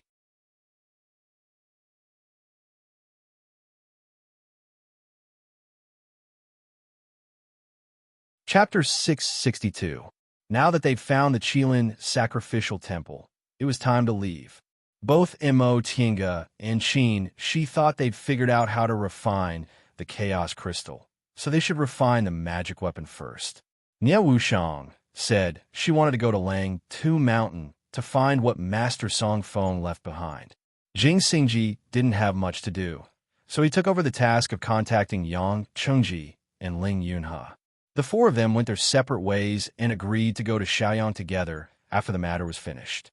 The refining process of the chaos crystal wasn't smooth. Perhaps because the primal chaos aura was too mysterious, the chaos crystal shattered from time to time during the refining process, causing a huge consumption of spirit-absorbing powder. The magic weapon had just taken shape when it was used up. After a discussion, the two of them decided to go to Fallen God Abyss again to collect spirit-absorbing powder. They'd been there once, so they were familiar with the route this time. Fallen God Abyss was still the same. There were yellow rocks everywhere, and not even a blade of grass grew. Gales swept by with great power. They came down from Fallen God Abyss and were still sucked into the vortex, but this time they were prepared, so they weren't affected much. Along the canyon, they slowly entered the cave where they found the spirit-absorbing powder and used spirit-quenching water to extract the powder from the bluish-gray rocks. The larger pieces were the size of a finger and looked like milky white jade, while the smaller pieces were like powder. The two of them spent several days and almost melted the entire mountain wall. Mo Tinga suddenly stopped. "Come and see." Upon hearing this, Qin she turned around to look. There was a trace of metal in the depths of the mountain wall, but he couldn't tell what kind of metal it was. "What's this?" Qin she touched it. "Let's see." "Okay." Mo Tinga entered the virtual sky world, took out a large bucket of spirit-quenching water, and poured it on the stone wall without hesitation. Under the effect of the spirit-quenching water, all the spirit-absorbing powder was collected into their bags. Finally, a round object fell down. This object was about 3 feet in diameter and was dark in color. One side was a round frame, the other side was slightly bulging like a turtle shell, and the bottom was a twig-like base. Qin she turned it over, brushed off the dust on it, and saw that the bulging side was engraved with extremely complicated patterns. Mo Tinga stared at them for a while. She felt these patterns were extremely profound and seemed to contain endless changes. Yin and Yang, the 5 elements, life and death, and even a myriad of the mortal world, innumerable karma. Tinga, a heavy shout rang in her ears, causing her to wake up with a start. "What's going on?" Qin she asked. Mo Tinga touched her chest with lingering fear and said, "This thing is terrible. It definitely doesn't belong to our world." "Oh." Qin she took a careful look. Although he also felt it was mysterious, his feelings weren't as deep as hers. Mo Tinga pointed at the patterns and explained, "Look, these patterns contain yin and yang, the 5 elements, karma, the world of mortals, and even the 6 paths of reincarnation." As she explained them one by one, Qin Shi's expression became more and more solemn. "It's actually so mysterious?" You don't know much about formations, so your understanding isn't as deep as mine. I'm sure that even in the ancient times, there wouldn't be such a mysterious item. It must be an item of immortals or even gods. Mo Tianga's tone was resolute and decisive. Her formations were inherited from the Xuanji formation book and Mo Yaoqing. Both of them were the peak of formations in the present world. There are also many books from the distant past era and even the virtual sky world. It could be said that she was the person who had the most understanding of ancient formations in the present world. She was sure that these patterns weren't the work of cultivators. At the very least, they were an item of immortals. She recalled the legend of the fallen god Abyss and said in a low voice, two deities fought in the westernmost area. One of them hacked down with his sword and formed the fallen god Abyss. I'm afraid the deities in the westernmost legend weren't cultivators but real immortals. As long as humans don't go extinct, the things that happened in the past will be passed down to the world through all kinds of legends. Mo Tinga stared at the things on the ground for a long time and said, "Look, doesn't this look like a mirror?" She nodded and suddenly smiled. "It's just a bit too big. This is clearly a hand mirror. How big would a person have to be to use such a mirror?" Mo Tinga smiled. "Since it's a magic weapon, it can naturally be as big as one wants. This mirror must have been damaged during the fight, so it maintained its size during the fight." She naturally knew this, but he was just joking. After joking, he muttered, "It seems that the fallen god Abyss is really the battlefield of two immortals. The so-called spirit-sucking powder is actually the material of this magic weapon." Yes, no wonder we couldn't find spirit-sucking powder, even after searching through ancient books and records. It turns out it's from an immortal's magic weapon. As she spoke, Mo Tianga's imagination ran wild. Since this is the place where immortals fought, could there be other treasures? Quick, let's go look for them. She pulled Shi and wanted to dig 3 feet into the ground. Shi laughed. "What do you think an immortal's magic weapon is? Is it everywhere? Just look for it. It's not like we'll lose anything." All right. It was indeed a pity to let go of this opportunity. The fallen god Abyss was full of strange gales, and they couldn't use their divine sense to the fullest. Apart from digging 3 feet into the ground, there seemed to be no other way. Mo Tianga simply released the 4 spiritual beasts and the stone from the virtual sky world. Dig. The 4 spiritual beasts all had different expressions when they heard that. Xiaofeng reacted quickly and immediately said, "Then I'll go over there." Xiaofan answered obediently. "Oh, then where should I dig?" Feifei's expression darkened. He looked at Xiaofeng and then at Xiaofan, but in the end, he restrained himself and said, "Stone, let's go." Since the spiritual beasts transformed one after another, he had lost his unique overlord status. Fortunately, he had Stone. No matter what he did, Stone would always be his staunchest supporter. Xiao said, "Master, I can't do this kind of thing. Why don't you let me follow you?" Its black eyes moved back and forth with a pleading look on its face. Mo Tianga's eyebrows twitched, and she said, "Follow Xiaofeng. Remember, listen to Xiaofeng." "Oh." Xiao's expression darkened. While she wasn't paying attention, it rolled its eyes at Xiaofeng and said, "Let's go." Xiaofeng smiled and pretended not to see it. She led Xiao away, but when she turned around, her hands were clenched. How could Mo Tianga not know about the turbulent undercurrents among spiritual beasts? Xiao liked to play, but Xiaofeng always disciplined it. Therefore, after Xiaofeng transformed into a human being in the 8th rank, Xiao would trip her up from time to time. Unfortunately, her level was too low, so she couldn't play against Xiaofeng. It was foreseeable that when she came back later, she would cry and complain again. "Xiaofan, follow us."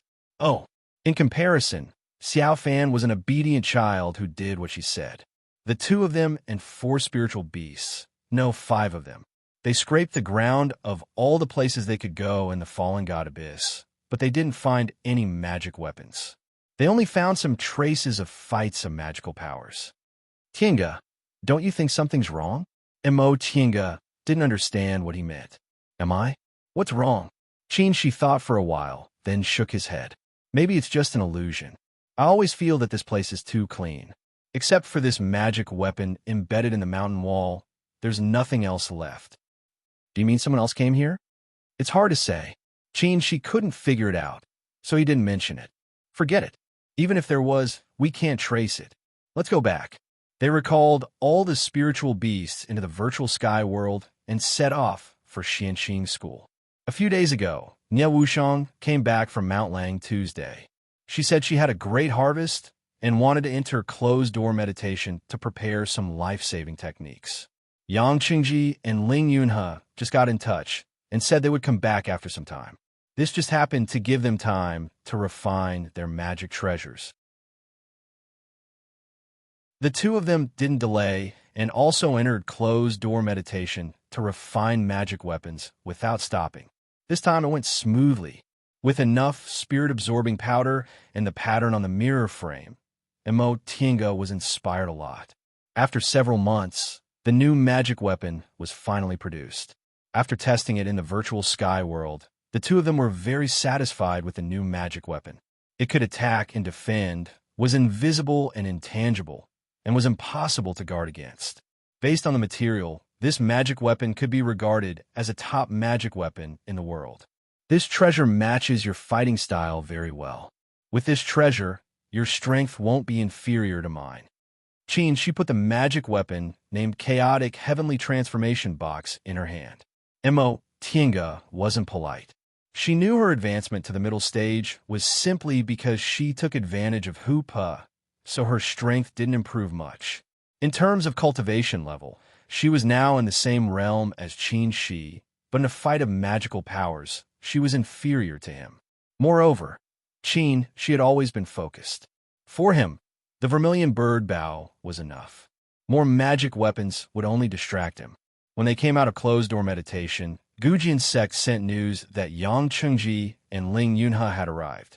Imo Tiange and Shi immediately went to Lord Daoist Xinyang's Immortal's cave to inform him. They had mentioned this before, so Lord Daoist Xinyang already knew about it. He said, Shoujing, Qingwei, when you went to Yunzhong, the sect couldn't spare any manpower. Now that the situation is good, I want Lingxi to go with you. Are you willing? Of course, she said. Our trip isn't treasure hunting. The more manpower, the better. Lord Daoist Xinyang nodded. In fact, I'm a bit worried about the three of you going, but Xianin and Miaoi have been busy with the sect for decades and are now in closed-door meditation, so I can't disturb them. Lingxi is on the verge of a breakthrough. It'll be good for him to go with you. She bowed. Yes, we'll definitely work together with junior martial brother Lingxi and watch out for each other. Lord Daoist Xinyang smiled gently. In the tens of thousands of years since our sect was established, our Xianqing school may not be the strongest, but we've always been the most harmonious. This is the foundation of our sect, so I believe you'll all return safely. After encouraging them, Lord Daoist Xinyang said, Junior Martial Brothers Jing and Huayan brought back some things from Kuanzhong City. In addition, I also have something for you. He then gave them a Qingquan bag.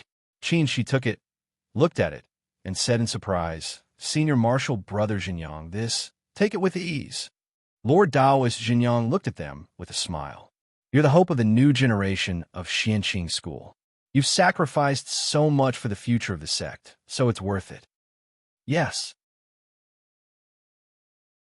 Out of thousands of words, he finally said, we'll all return safely.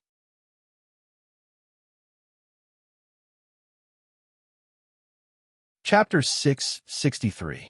Several days later, Imo Tiange, Qin Shi, Nie Wuxiang, and Lord Daoist Lingxi left Mount Taikong and went to Gujian's sect. 4 nascent soul cultivators came to visit at the same time, which shocked the Gujian sect disciple so much that his eyes almost fell out. He hurriedly went to report, and Jing Xingji didn't delay and immediately welcomed them in. Compared to Mount Taikong, Gujian's sect's encampment was much steeper, and Jing Xingji's cave was even more so. This fellow chose a lone peak as his abode. It was a direct path that was utterly impossible for anyone to live in. He lived alone at the peak of the mountain, and he only left 2 managing disciples to take care of it, causing him to seem cold, aloof, and have the bearing of an expert. Mo Tinga clicked her tongue in admiration. Living alone on a peak. Gujin's sect is really generous. Jing Xingji pouted. That's where they're generous. He was referring to the peak at the back, which was the highest peak of Gujin's sect. Compared to this lone peak, that peak was more imposing and had better scenery. Although it was Mo Tinga's first time here, she knew it was where venerable swordsman Yuanying's cave was. She smiled and said, Senior Yuanying is obviously training you as her successor. Want to be yours in the future? Upon hearing that, Jing Xingji hurriedly waved his hand. Don't talk nonsense. I still have 2 senior martial brothers in my sect. He looked very humble. Mo Tinga and Ye Wushang rolled their eyes. Qin she couldn't help but smile. Fellow Taoist Jing, when did you become so cautious? I've always been cautious, okay? Jing Xingji also rolled his eyes. In fact, before he left Gujin's sect, he had always been cautious in the sect. People from venerable swordsman Fuling's sect were always watching him. If he wasn't cautious, he would be caught. It was just that he had a cynical nature, so after leaving Gujin's sect, he inevitably became a bit dissolute. When they entered the cave, Ling Yunhe and Yang Qingji were already waiting for them. They greeted each other and sat down. They hadn't seen each other for dozens of years, but both of them had advanced to the middle stage. Mo Tinga looked them up and down. Yang Qingji was as silent as ever and couldn't see anything. Ling Yunhe looked less gloomy, seeming to have been living well these years. Ling Yunhe looked at them and said with a smile, I really couldn't tell in the past, but not only do fellow Taoist Qin and Mo come from famous cultivation groups, fellow Taoist Jing is also extraordinary, and fellow Taoist Yang is the successor of the #1 cultivator in the Celestial Pole. What's wrong with you cultivators of the Celestial Pole? All of you ran to Yunzhong, making us Yunzhong cultivators feel ashamed? Mo Tinga shook the teacup in her hand. Fellow Taoist Ling, what are you talking about? Could it be that your Yunzhong doesn't have any talented cultivators?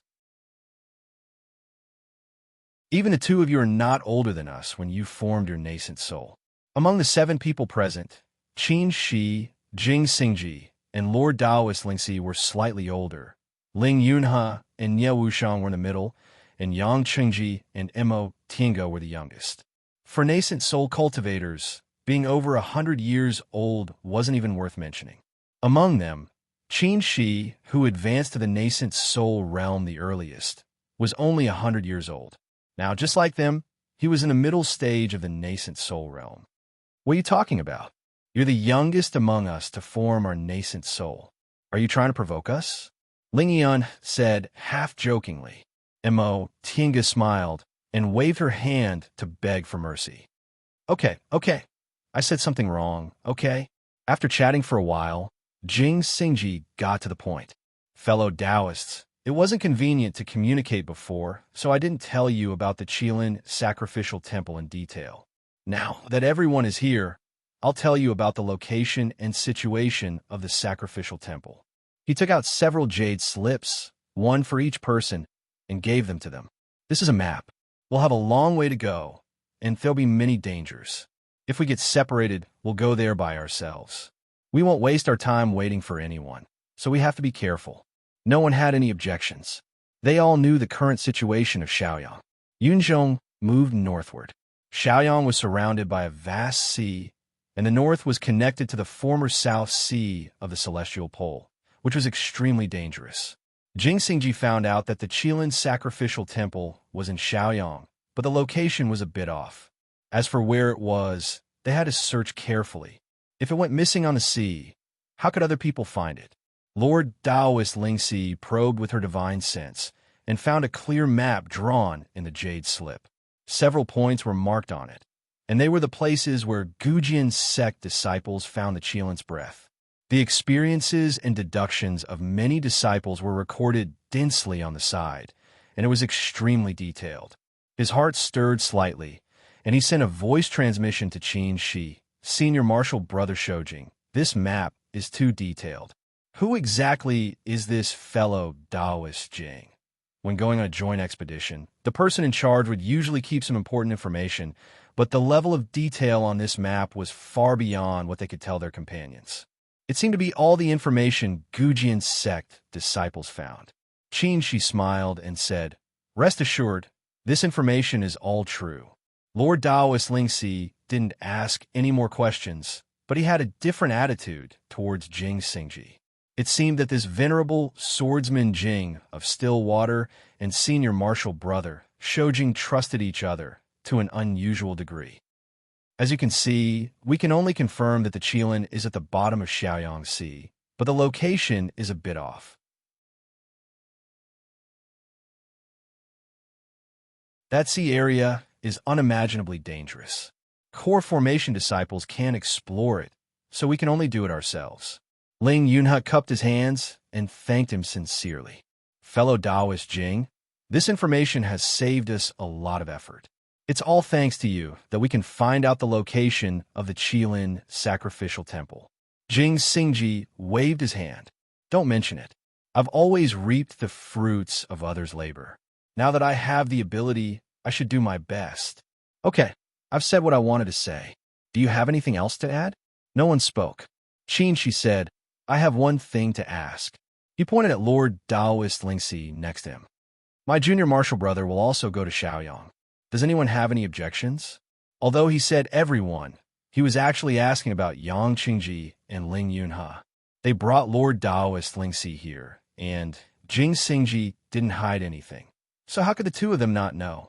Now that Qingji told him frankly, Ling Yunhe said, we're not going to fight for treasures.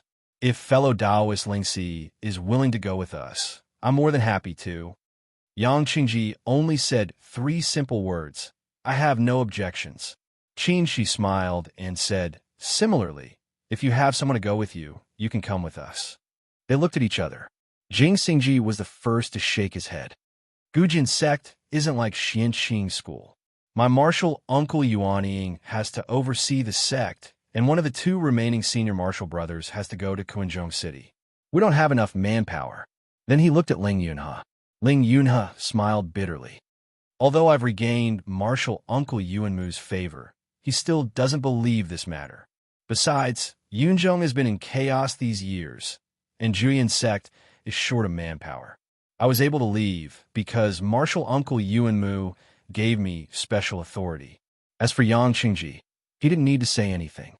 Does this guy have other friends? Then it's settled. As the host, Jing Xingji made the decision. If there's nothing else, we'll leave tomorrow. No one had any objections. They were already prepared to meet here.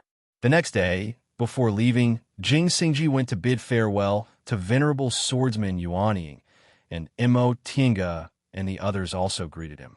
Venerable swordsman Yuanying didn't say much. It was impossible for Jing Xingji to hide this from him. He already said what he should say and do, so he just said a few words and told the disciples to send them off. After leaving Gujian sect, Ling Yunhe sighed. In the past, the cultivators of Yunzhong always thought Yunzhong was ranked first. The outer seas, whether it was Yuanzhou, Shaoyang, or the celestial pole across the ocean, they couldn't compare to Yunzhong. Now that I think about it, they were really ignorant and arrogant. The celestial pole has geniuses like you and a senior like venerable swordsman Yuanying. Even if they don't have enough people, they're not worse than Yunzhong. Imo Tinga joked.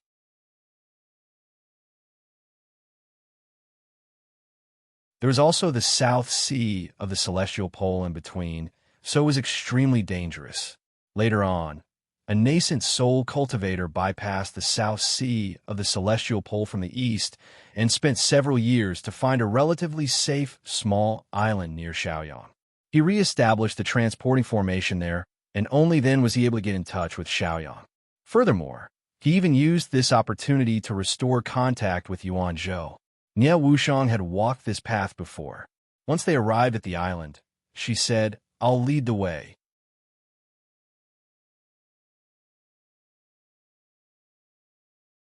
Chapter 664. To prevent the cultivators of Shaoyang City from plundering, a nascent soul cultivator was stationed on this island. He also set up a transporting formation to Yuan province to facilitate trading with Yuan province. Originally, it would be safer to go to Shaoyang via Yuan province, but according to the nascent soul cultivator station there, Yuan province was currently in a fierce battle with the demon cultivators continent. Demon cultivators had completely occupied Yuan province, so going to Yuan province wasn't a good choice. The nascent soul cultivator station on the island was an early-stage cultivator with a lifespan of more than 1,000 years. He probably had no hope of advancing and didn't want to be involved in disputes, so he left Yunzhong and lived here. He was familiar with Ling Yunhe. Seeing that most of them were in the middle stage of the nascent soul realm and were in their prime, he was very envious. He also received spiritual plants from Imo Tiange, so he told them about the nearby situation and gave them a detailed sea map.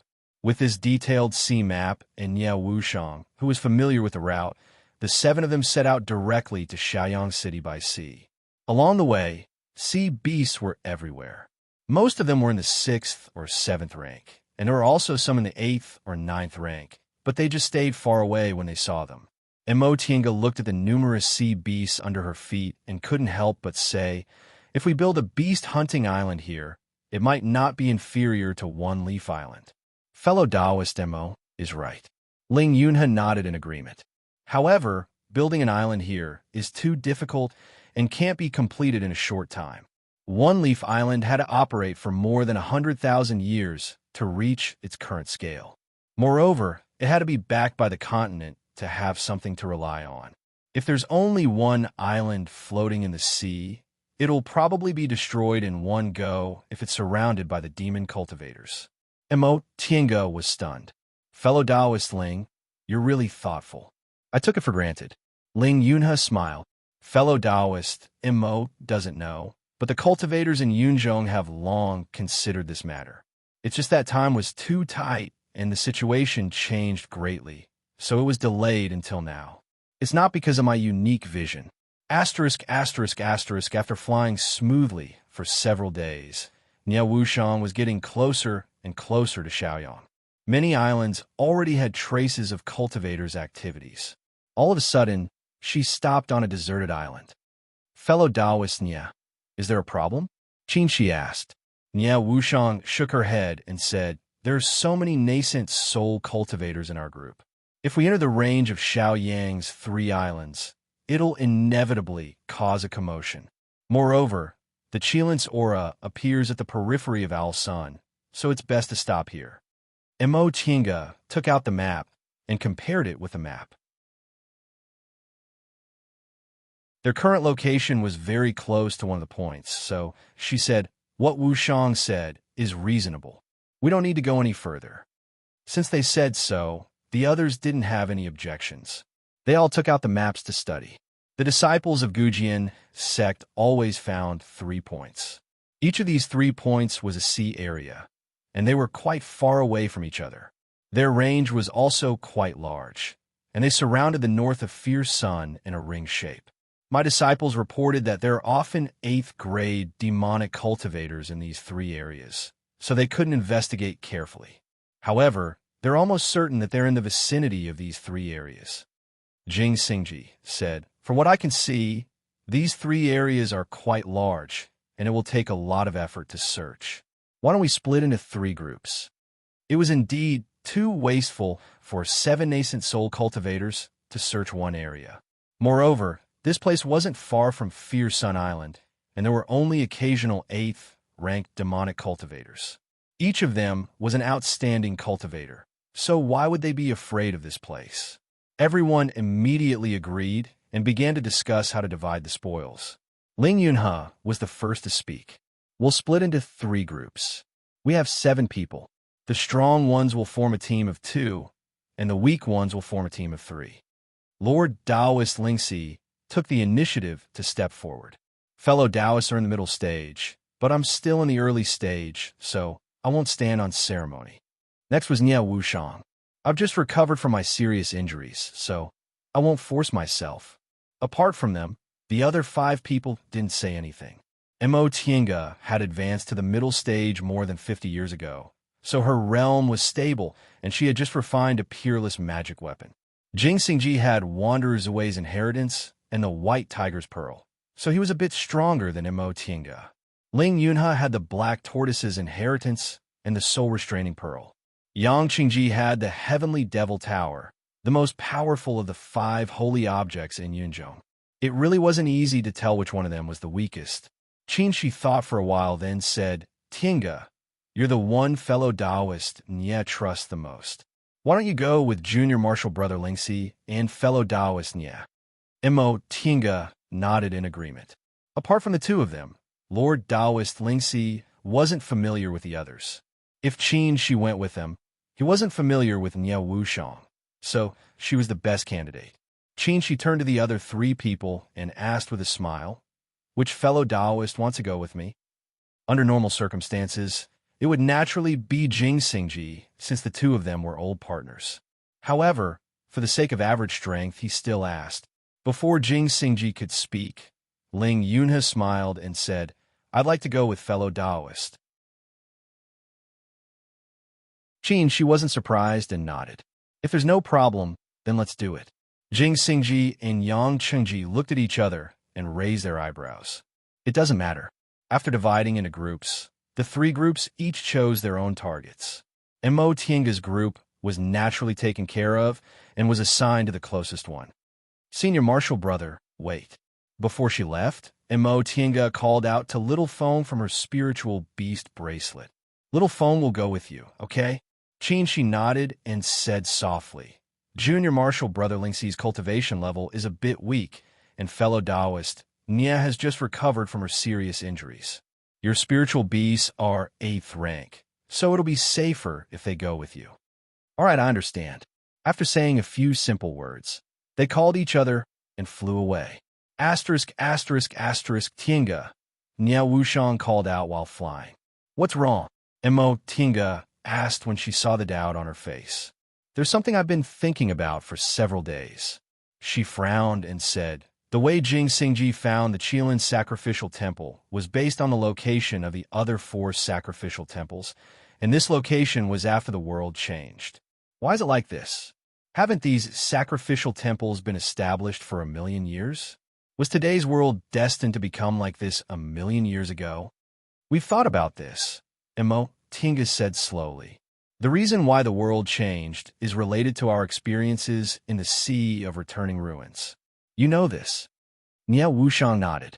Mo Tiange went on to say, what did we trigger in the Sea of Returning Ruins to cause the world to change? The opening of the Immortal Palace in the Sea of Returning Ruins was full of all kinds of coincidences. As long as one condition wasn't met, it was very likely that it would never appear in the world again. To be honest, I don't think this result was foreseeable, so I think the world becoming like this today was just an accident. Moreover, how could the people or the gods from millions of years ago build a temple according to the result of the world becoming like this one day? Nye Wushang thought for a while and said, you mean this world might have been like this from the beginning? Mo Tiange nodded gently. We speculate that this world was originally like this, but for some reason, it changed into its previous state. For example, several destructive catastrophes. Nye Wushang thought silently for a long time and said softly, it said that everything in the world has karma. The world has changed back to its original state, and we only hope it's peaceful in the distant past era. Mo Tiange didn't say anything. She also hoped that would be the case. She hoped they could smoothly find the Qilin sacrificial temple, find the truth of the big secret that Amber called, find the true face of that gambling house, and obtain the chips to win. Junior Marshal Sister Qingwei, this is the place, right? Lord Taoist Lingxi's voice came into her ears. Mo Tiange turned around and compared it with a map. It should be.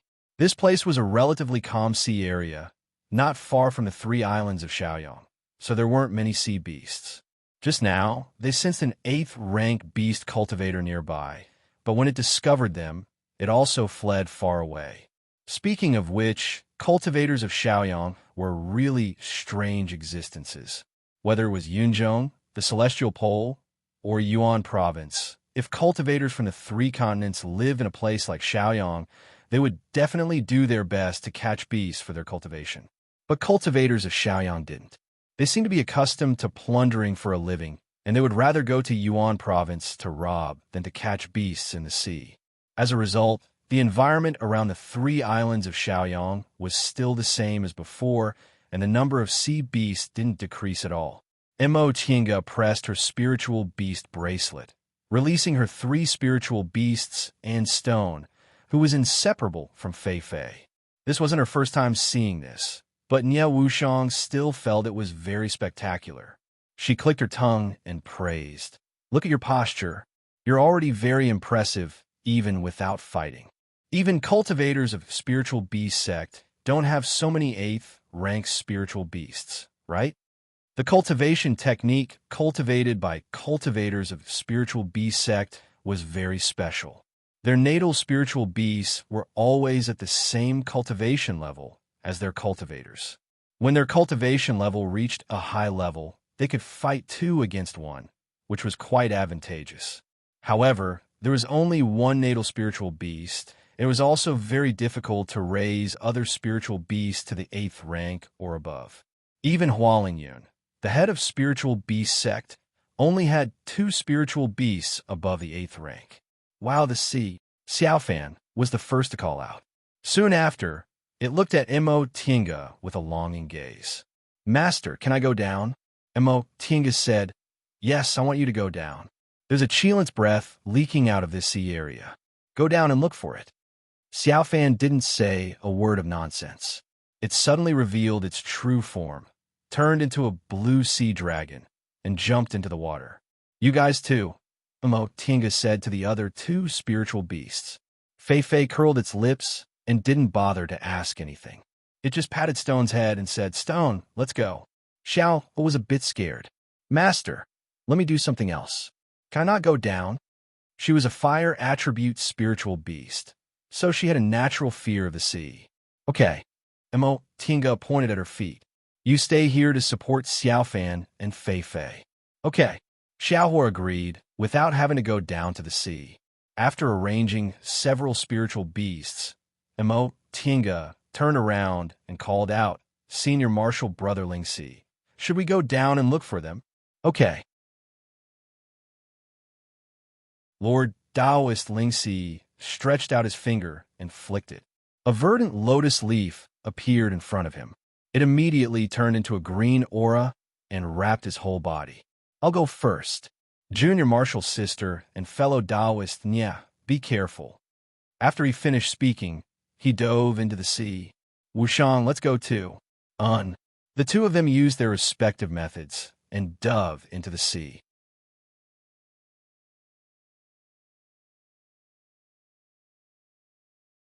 Chapter 665. He sank about 1,000 feet into the sea, and indeed, he could feel the weak aura of a Qilin. Mo Tiange stopped, closed her eyes, and put her palms together, silently operating her cultivation technique. Spiritual energy flowed out of his dantian, followed by the Qilin's breath. When the Qilin's breath filled his entire body, the aura of his kind around him became clearer. Mo Tiange opened her eyes and swam slowly along with the Qilin's breath. The Qilin's aura here was very strange. It was thin and indistinct, almost impossible to find. Even if she had the Qilin's aura, she couldn't sense where it came from. How could this be? Now that the Qilin's breath in her pursuit had stopped, Mo Tiange stopped and once again stimulated the Qilin's breath inside her body. But this time, it didn't last long before it disappeared. After thinking for a while, he still couldn't come up with a solution, so he decided to give up for the time being and swam upstream. Crash! Mo Tiange's head popped out of the water. With a flick of her sleeve, she shook off some water droplets, only to discover that Nie Wuxiang had already come up and was sitting cross-legged on the surface of the sea. "You're up here too?" She raised her eyebrows. "This is strange. I need to think about it." Nie Wuxiang also didn't disturb her. The 2 of them just sat cross-legged, facing each other in silence. After a while, there was another splash, and Dao Lord Lingxi's head popped out of the water. "The 2 of you came this morning?" Dao Lord Lingxi flung the water droplets away and sat cross-legged a little further away. I found a Cheelant's aura, but it's just too odd. I can't touch it or grab it. You're right, senior brother Lingxi. I also have Cheelant's breath in my body, but I can't sense it. Could it be that this Cheelant's breath is only here and the Cheelant sacrificial temple isn't here? If it's not here, then where? Nie Wushang said, the azure dragon from the east, the vermilion bird from the south, the white tiger from the west, and the black tortoise from the north. All of them are in their respective positions, so Cheelant should be in the center. Moreover, if the Cheelant temple isn't here, then how do you explain the Cheelant's aura here? Yes, why did it turn out like this? Mo Tiange muttered to herself. Perhaps it's because the entrance to the Cheelant sacrificial temple has been concealed? Tao Lord Lingxi suddenly said. Mo Tiange and Nie Wushang looked up at the same time. What's wrong? Seeing their expressions, Tao Lord Lingxi thought that she had said something wrong. No, Mo Tiange smiled.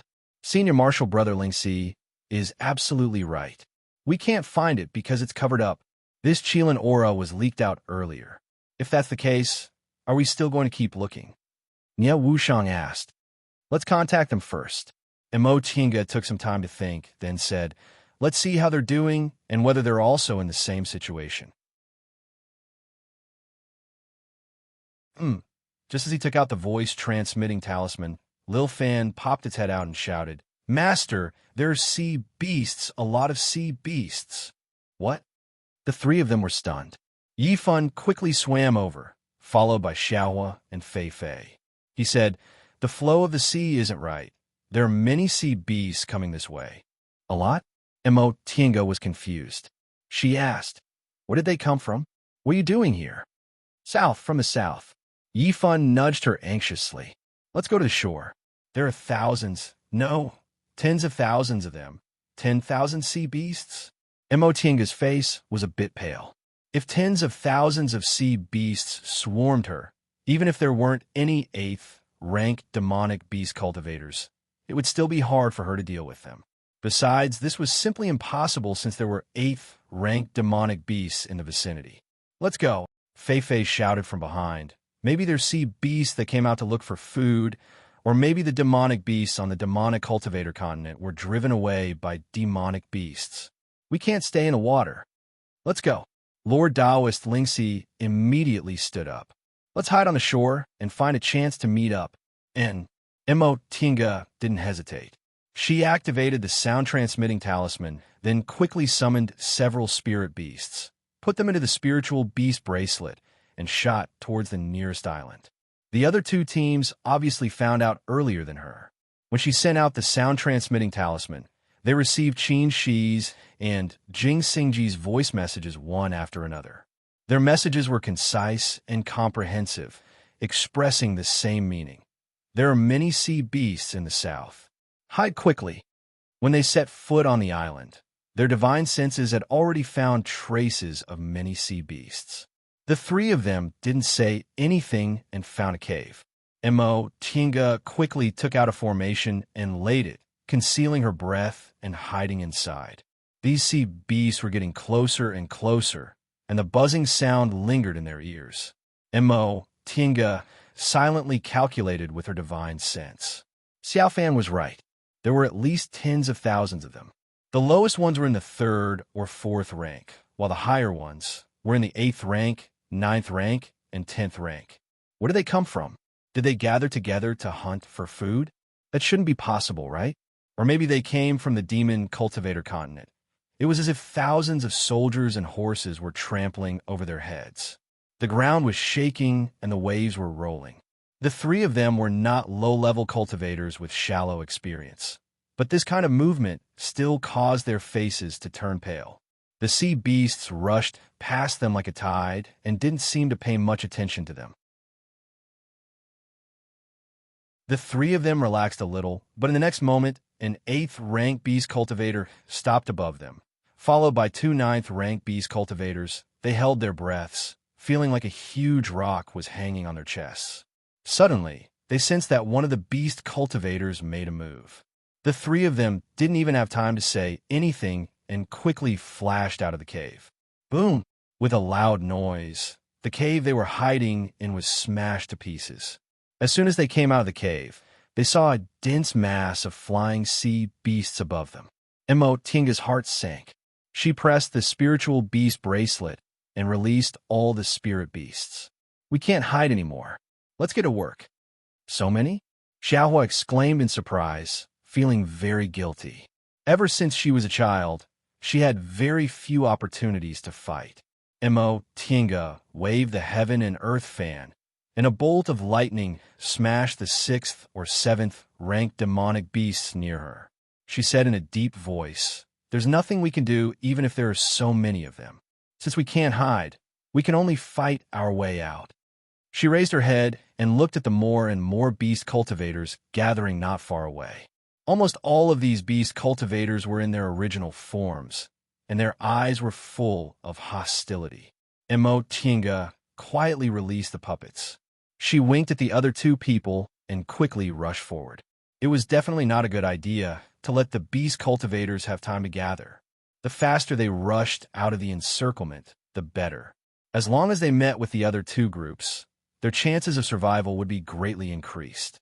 Seeing them rushing over, these beast cultivators were even more disgusted, but some were excited. They slightly changed their formation and assumed a fighting posture. They were actually beast cultivators who knew how to fight in groups. Niao Wushang's devil cloud was the first to be ready. She still had the habit of being a martial cultivator. She threw a heavy punch, and the devil cloud quickly attacked the beast cultivators. At the same time, Lord Taoist Lingxi waved her hand. Countless green flashed in the air and spread into a big green net. This big net gathered and suddenly turned into a towering ancient tree with a desolate ancient aura and endless vitality.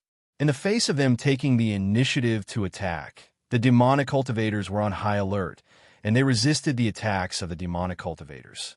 Tinga saw a 10th rank beast cultivator among them.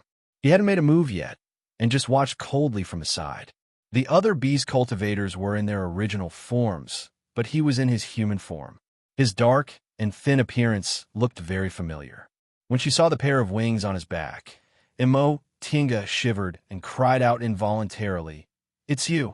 The dark and thin beast cultivator's eyes were fixed on her, and his eyes narrowed ruthlessly.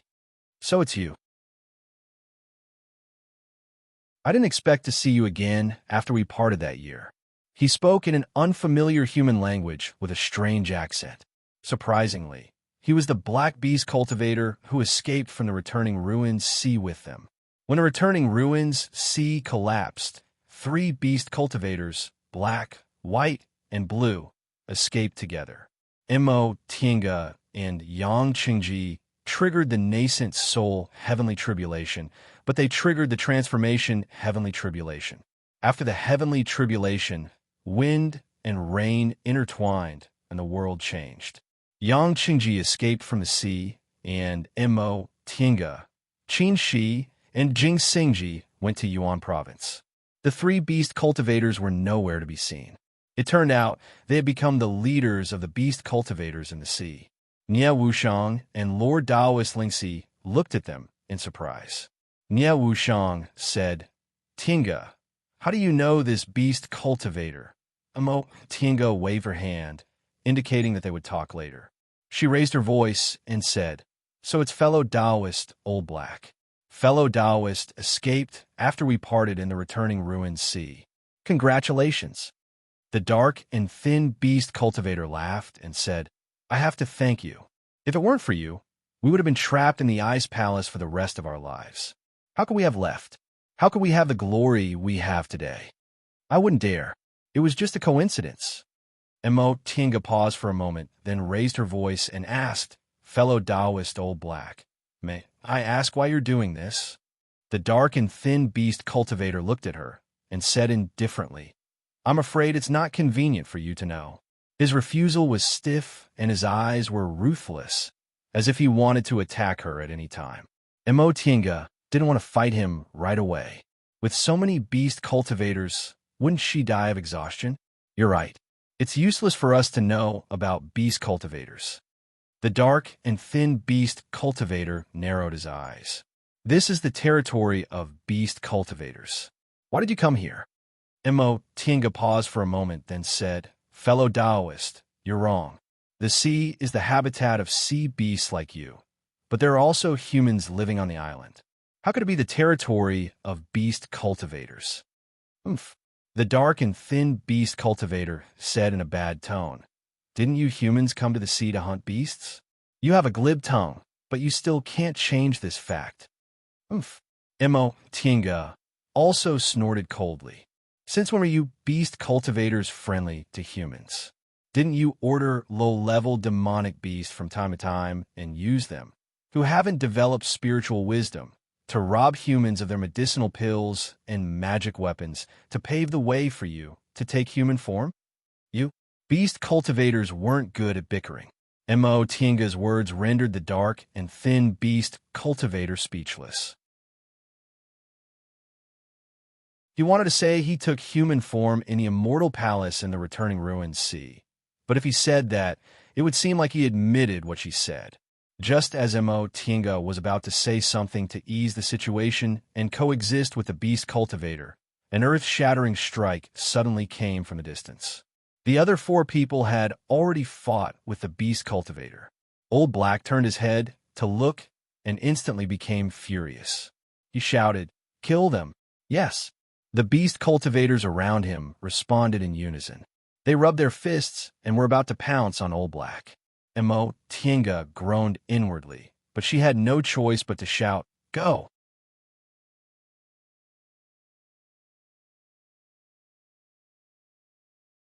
Chapter 666. 3 people, 3 spirit beasts, and a puppet could barely be regarded as 7 nascent soul cultivators. As for the stone, Mo Tinga had already ignored it. Although the stone couldn't be affected by spells, it hadn't taken a human form, and it might never take a human form, so it was impossible for it to hurt these beast cultivators. On the other hand, after Lao He gave the order to kill, he glanced coldly at them, and then he led the demon cultivators away without any reluctance to leave. The low-grade sea beasts that dashed past in the surroundings didn't intend to stay either, and they flew forward as if they were nothing. More than a dozen beast cultivators were left behind, confronting them with swords drawn. Nia Wushang was the first to attack. She combined the two from a martial cultivator to a devil cultivator, and her fighting style was direct and fierce. The color of the devil cloud around her became darker and darker, like a drop of ink, and she rushed toward the beast cultivators. Boom! Boom! Boom! Every punch carried the power to crack rocks and mountains, as well as a strange, corrosive aura. The several beast cultivators who rushed in front were caught off guard and hit by her. They flew far away like kites with broken strings. Seeing this scene, the beast cultivators who didn't take them seriously became a little nervous. At the same time, 2 9th rank and 1 8th rank flew out, intending to surround Nia Wushang. Mo Tinga snorted and waved the heaven and earth fan. With a roar, an azure dragon appeared, spewing golden lightning, and pounced on one of the 9th rank beast cultivators, throwing him far away from Nia Wushang. The appearance of the azure dragon shocked the beast cultivator. Divine Sovereign? This is the breath of a divine sovereign. All the beast cultivators were panic-stricken. How could this human have the breath of a divine sovereign? Divine sovereigns had already disappeared in the human world. Could it be like what the Chilants in the Shumi Sea said, that the descendants of divine sovereigns had appeared? But what did this have to do with human cultivators? Or did her magic weapon come from killing divine sovereigns before they could figure it out? They suddenly saw the seawater around the small island boil and rushed to the other side. At this time, Yi Fun was in his human form. He was a young man with a calm face. His blue and gray clothes were fluttering in the fierce sea breeze. At first glance, he looked inconspicuous, but with a little attention, one would find that his whole body was filled with a kind of vast and sacred spiritual qi, which made his whole body as transparent as the purest water, clean and without any impurities. His eyes were tightly closed, and his palms were clasped together, as he performed a hand seal. A ball of extremely pure, water-blue spiritual chi appeared between his fingers and gradually grew stronger. With the appearance of this ball of spiritual chi, the surrounding waves seemed to be controlled by a mysterious power. Even the water attribute demon cultivators among them could not absorb the water spiritual chi from it. When the spiritual chi had increased to a certain level, he opened his eyes and pointed a finger. A shadow that was the combination of a turtle and a snake suddenly appeared.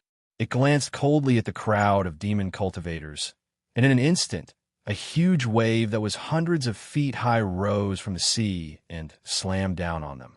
Crash! A huge force came crashing down, and most of the beast cultivators were so shocked that they forgot to move and were knocked to the ground. However, it had not been long since Xiaofan advanced, so the black tortoise shadow she summoned wasn't very powerful. Moreover, it was shared equally by the crowd of demon cultivators, so it only made them uncomfortable for a while. However, the appearance of the black tortoise shadow made these demon cultivators go crazy. Black Tortoise Divine Sovereign. That's the Black Tortoise Divine Sovereign. A demon cultivator shouted. You're surprised just like that? Fei snorted and revealed his true form. He was the first among the few spirit beasts to obtain a divine beast's aura. Moreover, what he obtained was a spirit beast's true form. He deliberately released it, and the white tiger's aura that surged all over his body was incomparably strong. Fei was shrouded in golden light. In an instant, a white tiger shadow descended and overlapped with his true form. Huh! With a shout, the white tiger shadow became clearer and clearer, and the white tiger's aura also became stronger and stronger. Suddenly, he flew forward, his 4 feet flat on the ground, and left a series of white tiger footprints in the air. With a white tiger shadow around him, Fei was like a copperhead with iron arms. He crashed into everything in his way without holding back. The demon cultivators, with slightly lower cultivation, were all sent flying by him. Although he was the last to advance to the 8th rank, his strength grew the fastest after he advanced to the 8th rank. At that moment, Xiaohua also revealed her true form. The vermilion bird's flames gushed out and burned. Compared to Xiaofan and Fei, who obtained the divine beast's aura directly, Xiaohua was a bit weaker. This was because her vermilion bird's aura came from Xiaofang, and she wasn't a descendant of the phoenix, so her bloodline evolution wasn't as thorough as Xiaofang's. But she had her advantages. She lived the longest in the virtual sky world, ate the most spiritual plants, and had the strongest body. These demon cultivators were already numb. First it was Azure Dragon, then it was Black Tortoise, then White Tiger and Vermilion Bird. How could there be so many divine sovereigns, Oris? Who were these people in the end? Should they fight back?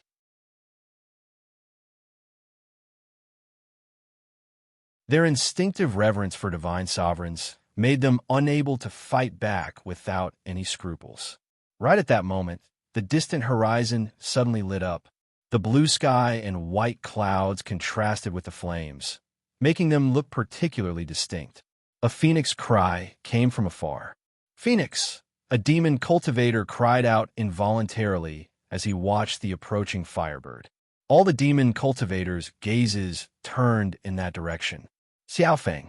Mo Tiango watched as Xiaofeng leisurely flew closer and stared at these demon cultivators with a proud and indifferent gaze. Although she was only in the 8th rank and among these demon cultivators, 9th rank demon cultivators weren't rare. Under her gaze, the demon cultivators couldn't help but look at her in awe.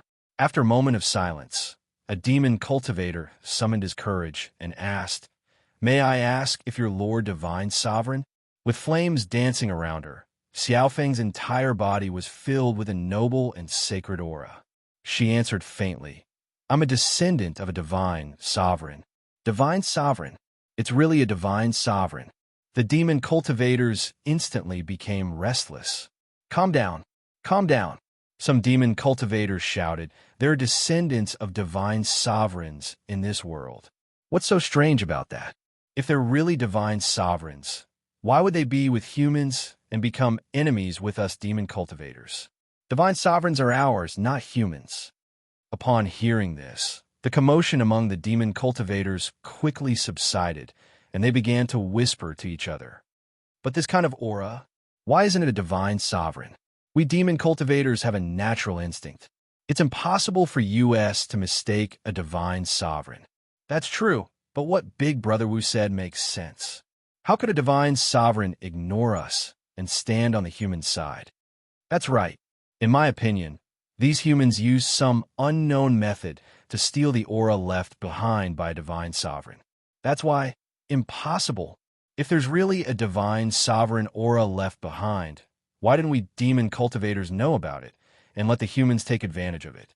They don't have 1 or 2 types of divine sovereign aura, but 4. What's the reason for such a coincidence?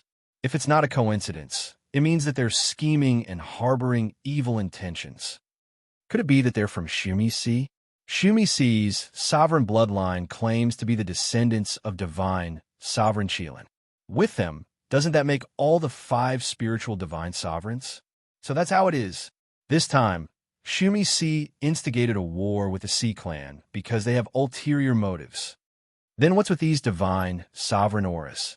What's with this Lord Divine Sovereign? This can't be faked. The dozen or so demon cultivators couldn't keep calm anymore. As soon as Little Feng appeared, they started to quarrel among themselves. Lord Daoist Lingxi looked at them in surprise and whispered, "Junior Marshal Sister Qingwei, look. Since Little Feng came, it means Senior Marshal Brother is safe," Mo Tiange replied. "It's best if these demon cultivators are in a mess without fighting. Fellow Taoist Lao He, their leader, isn't easy to deal with. Back then, he had 2 companions who came out of the Sea of Immortals with us. One of them had a cultivation level not lower than his. Since Lao He has advanced to the 10th rank, I'm afraid that person is also..." Mo Tiange paused and continued, "It turns out they invaded south because they got into trouble with Shumisi. Now I have an idea." She turned her wrist, and a palm-sized, glowing shell appeared in her hand. The shell seemed to have endless spiritual aura and some mysterious spells. Mo Tiange picked it up and blew it gently. A wonderful whining sound that seemed to come from the depths of the soul spread throughout the whole sea area. As soon as this sound was heard, the demon cultivators stopped arguing.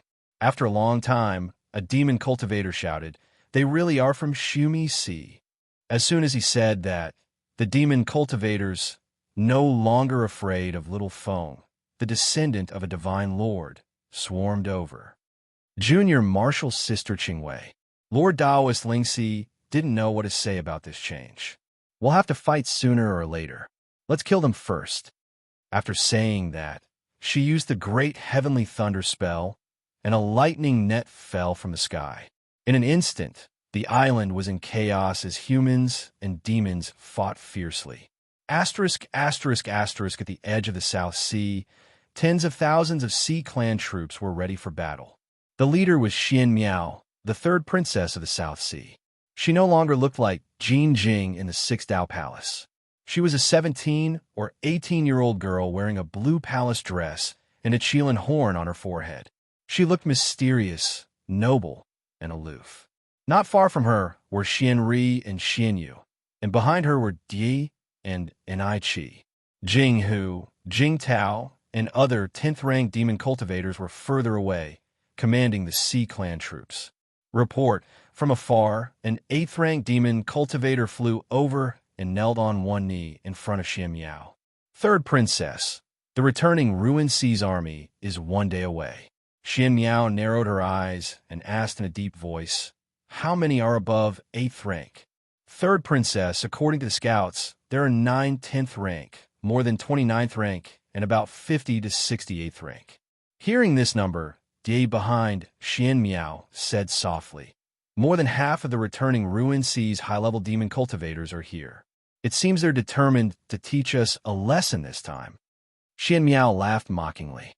"They want to teach us a lesson this way? The returning Ruined Sea is looking down on us too much.